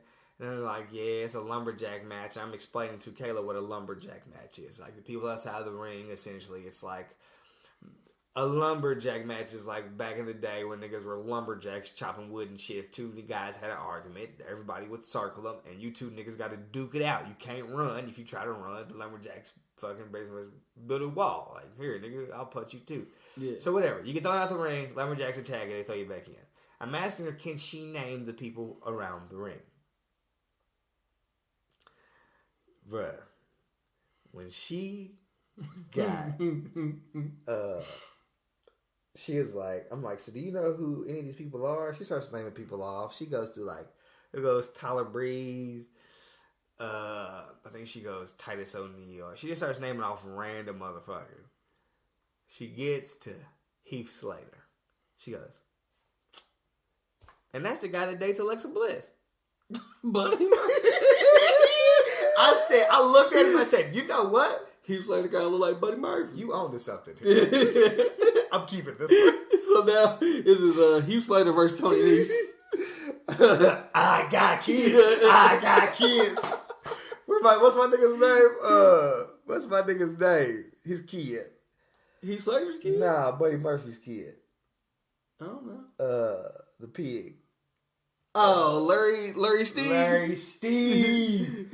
My nigga got a Larry Steve tee on. I got kids. Larry Steve.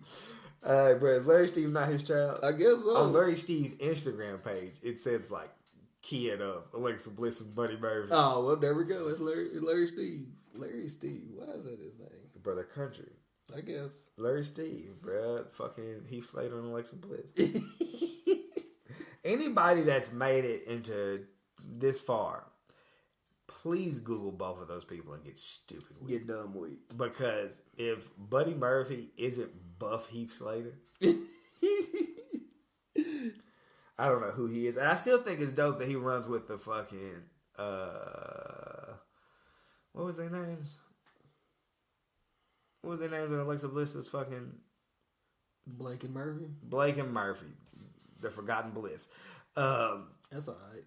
When he was doing the shredded up pants, he still does that. I think that design of short is fucking insane. You fuck with it? Yeah. Like a tiger came and fucked him up. Yeah. Rouse. 7 minutes blouse got me feeling so aroused. What's that all about? Tony Nese. Is that time? Yep. I don't like Tony Nese. I don't even know what the fuck he is. Buff ass nigga. He just a nigga that be with him. He muscular as fuck. That's all I know. The muscular nigga that be in the background with him. With the ponytail. Muscular nigga with the pony. Yeah. He look like a buff Damien Sandow. Yep. Everybody looks like that. God, how the fuck we got here? How Wrestlemania 35? Heath Slater and Damien Sandow. For the 205. The 205 5. For the 5 live. For the 5 For the 5. Oh man, them niggas, bro. What is that? Is what's the nigga that is the GM of 205? Drake Maverick. The fuck is he doing? Drake. Brock and Seth. Brock and Seth. You already know who I'm going with. Seth. Bernie. Brock. Brock retaining. You ever tell you what? All jokes aside, Like, so Bro, gonna get the belt. from my heart, mm-hmm. I want to pick Seth. I'm going to pick Seth. That's who I want to win. Now, who you think gonna win? Man, you know how shit go, and I always think they always will try to pull the wool on us. So you can't bank on how shit's supposed to be and how it goes. But for that nigga to walk out of Raw, curb stomping and holding up the belt, yeah, don't look good, bro. Don't look good. Ronda, where Dean been at? Dean gone. Dean interrupts Mania, and that's the last thing we ever see from him. Damn. He go ahead dirty deeds both of the Shield members. He fuck up both matches. Make them both lose. Damn. And he interrupt the women's tag team match. He got 3 DDTs to get off. Can you name them? You just named 2. So can you name the third? Nia Jax. Ooh, you alright. You think he get that off? Yeah. If he's hard, he get that 4th one off. Who's the 4th? Who's the 4th? He got to hit that commentary table. Oh, he get one to his chick? Through the table. Nah. Dirty deeds, bro, before he go. But I mean, and that's how you know you love her. If you ain't never DDT'd your chick, you don't love her, nigga. Macho never DDT'd Miss Elizabeth, bro. You think? I know. Shit, he was dropping more than some dick on her. Giving her that bow, wasn't he? Alright. Y'all, bro, you ain't never DDT'd your wife? Hell nah. Damn, why not? She ain't with it. Why not? Have you tried it? Nah. So how you know she ain't with it? I'm cool. Hey, bro, the thing is, you can't do no whole ass DDT either. Smack her back on the DDT. The snap joint. Ooh, hey, the snap. Your DDT ain't shit if you don't snap and smack they back in the midst of it. Nah, I'm good. Nah, you cool. Okay, anybody that is in a relationship, let me know if you've ever DDT'd your chick or power bombed her or some move, bro. Because if you haven't, I got a question if y'all in love. Nah, okay. Because and don't be scared to do it either, bro. Even if you know the consequences afterwards are going to be completely against your favor, but go for it. Test the boundaries of love. See where you end up. Okay. Yeah, he looking at me right now like, yeah, don't listen to this nigga. Don't do it. Come on, drop toe hold. Don't do it. Right there, right. Have her like fall to her knees right at the edge of the bed like she praying, and then you run, swoop around.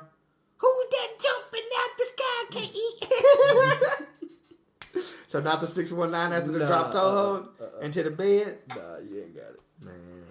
I'm out, man. He ain't fucking with me. He just got a new bed too, and I know he definitely ain't put no move off on that motherfucker. Nah, I can't do that. Come on, new box spring. Nah, it's over. Oh, so you could definitely get it off then. Hey, what was my finishing move? Top him off. That top him off. Top him off. Top him off. Ronda, Charlotte, and Becky. Winner takes all. How you feel about it? Becky taking it all. Becky taking it. She the one walking in with nothing. And the one out with everything. Damn. Big nuts. Becky Mania. I'm the man. Baby, I'm the man. Redhead bitch, she looking like Becky Lynch. Ooh, okay. That was for you. I like it. That was alright. I might. The thing is, niggas don't know. I can rap. You're like, I'm alright. Off the dome. Alright, last match. Nigga, that was the last match. No, we ain't talked about Daniel Bryan and Kofi. Oh, man. Hey, and this right here, this one's for the culture. Daniel Bryan.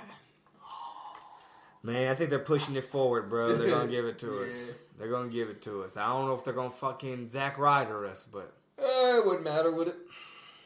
You just want the moment. Yeah, we'll see. I'll come into work Monday so happy.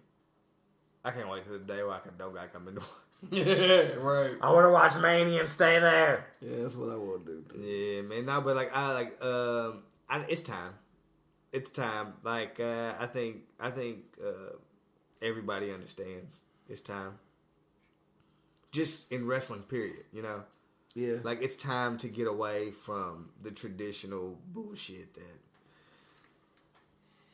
WWE has been doing, yes. Yeah, because WWE, I truly believe that WWE is whatever state America's in at the time.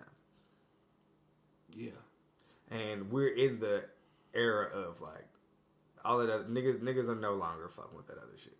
Like, if you're still going for anti-anything, like, niggas are ready to get you out of here in the hardest way possible, too. Like, it's like being in a small town and getting caught with pills. It's like, we know that there's a lot of niggas out here dealing pills, but you got caught. We're going to make an example of you. Yeah. So, we're going to get a women's main event. We're going to get a black champion. You're going to get me in a wrestling shirt yelling out, 3 types, 3 types, 3 types. You know? Yeah. They love us, bro, because we not PC. They love us because I got dick for people. Why do we love them? Because they fuck with us. And it's Mania season. And that's real. Happy Mania, everybody. And we've reached the end of the road here. I ain't got nobody to fuck. You ain't got nobody to fuck? Yeah, I mean, I got a wife. But I ain't got nobody to say, fuck you too. You don't? Mm-mm. I'm in a good mood. It's Mania. Really? Yep. I'd say fuck Mania for being so fucking long. No, I don't mind. I don't mind WrestleMania being long because it's WrestleMania. This is what I showed up for. You know, I seen a meme that said, "First date, her." So you're gonna end up watching 8 hours worth of wrestling Sunday? Me? Yeah, I'm slightly retarded. Yeah, well, there it goes. But I always gotta fuck, and I gotta fuck. Who I gotta fuck? Zack Sabre Jr. Nah, we cool with Zack Sabre Jr. solely because my chick like to chant. Anybody not here for change? Anybody against moving forward towards things? You know, like this is like this shit's big. Like as much as fucking, it's just a part of everything that we go through our lives. It's big moments. You know, women's main event. That's a big moment. I never thought we'd see it. Here we are. You know, women's tag champions. I never thought we'd see it. Here we are. We're on our way. It's weird that we got a fucking vegan belt before we got a black champion, but here we are. You know, the health conscious thing, that's a big thing going on right now. They push that narrative. Equal rights is a big thing, so fucking bringing up black champions and shit, it's a positive thing, you know. I believe the NXT women's champion is going to be a black woman, so it's moving things forward. If you're not fucking with the change, fuck out the way. Fuck you. There's more of us than you. There's not, but I think there's more of us that'll fuck you up than there is people that protect you. There we are. Pull up to Walemania. See what happens. I'll knock your dusty ass out. Dust you the fuck off. I'd plant Stone Cold right on top of his fucking head. Do it for Owen, baby. Do it for Owen.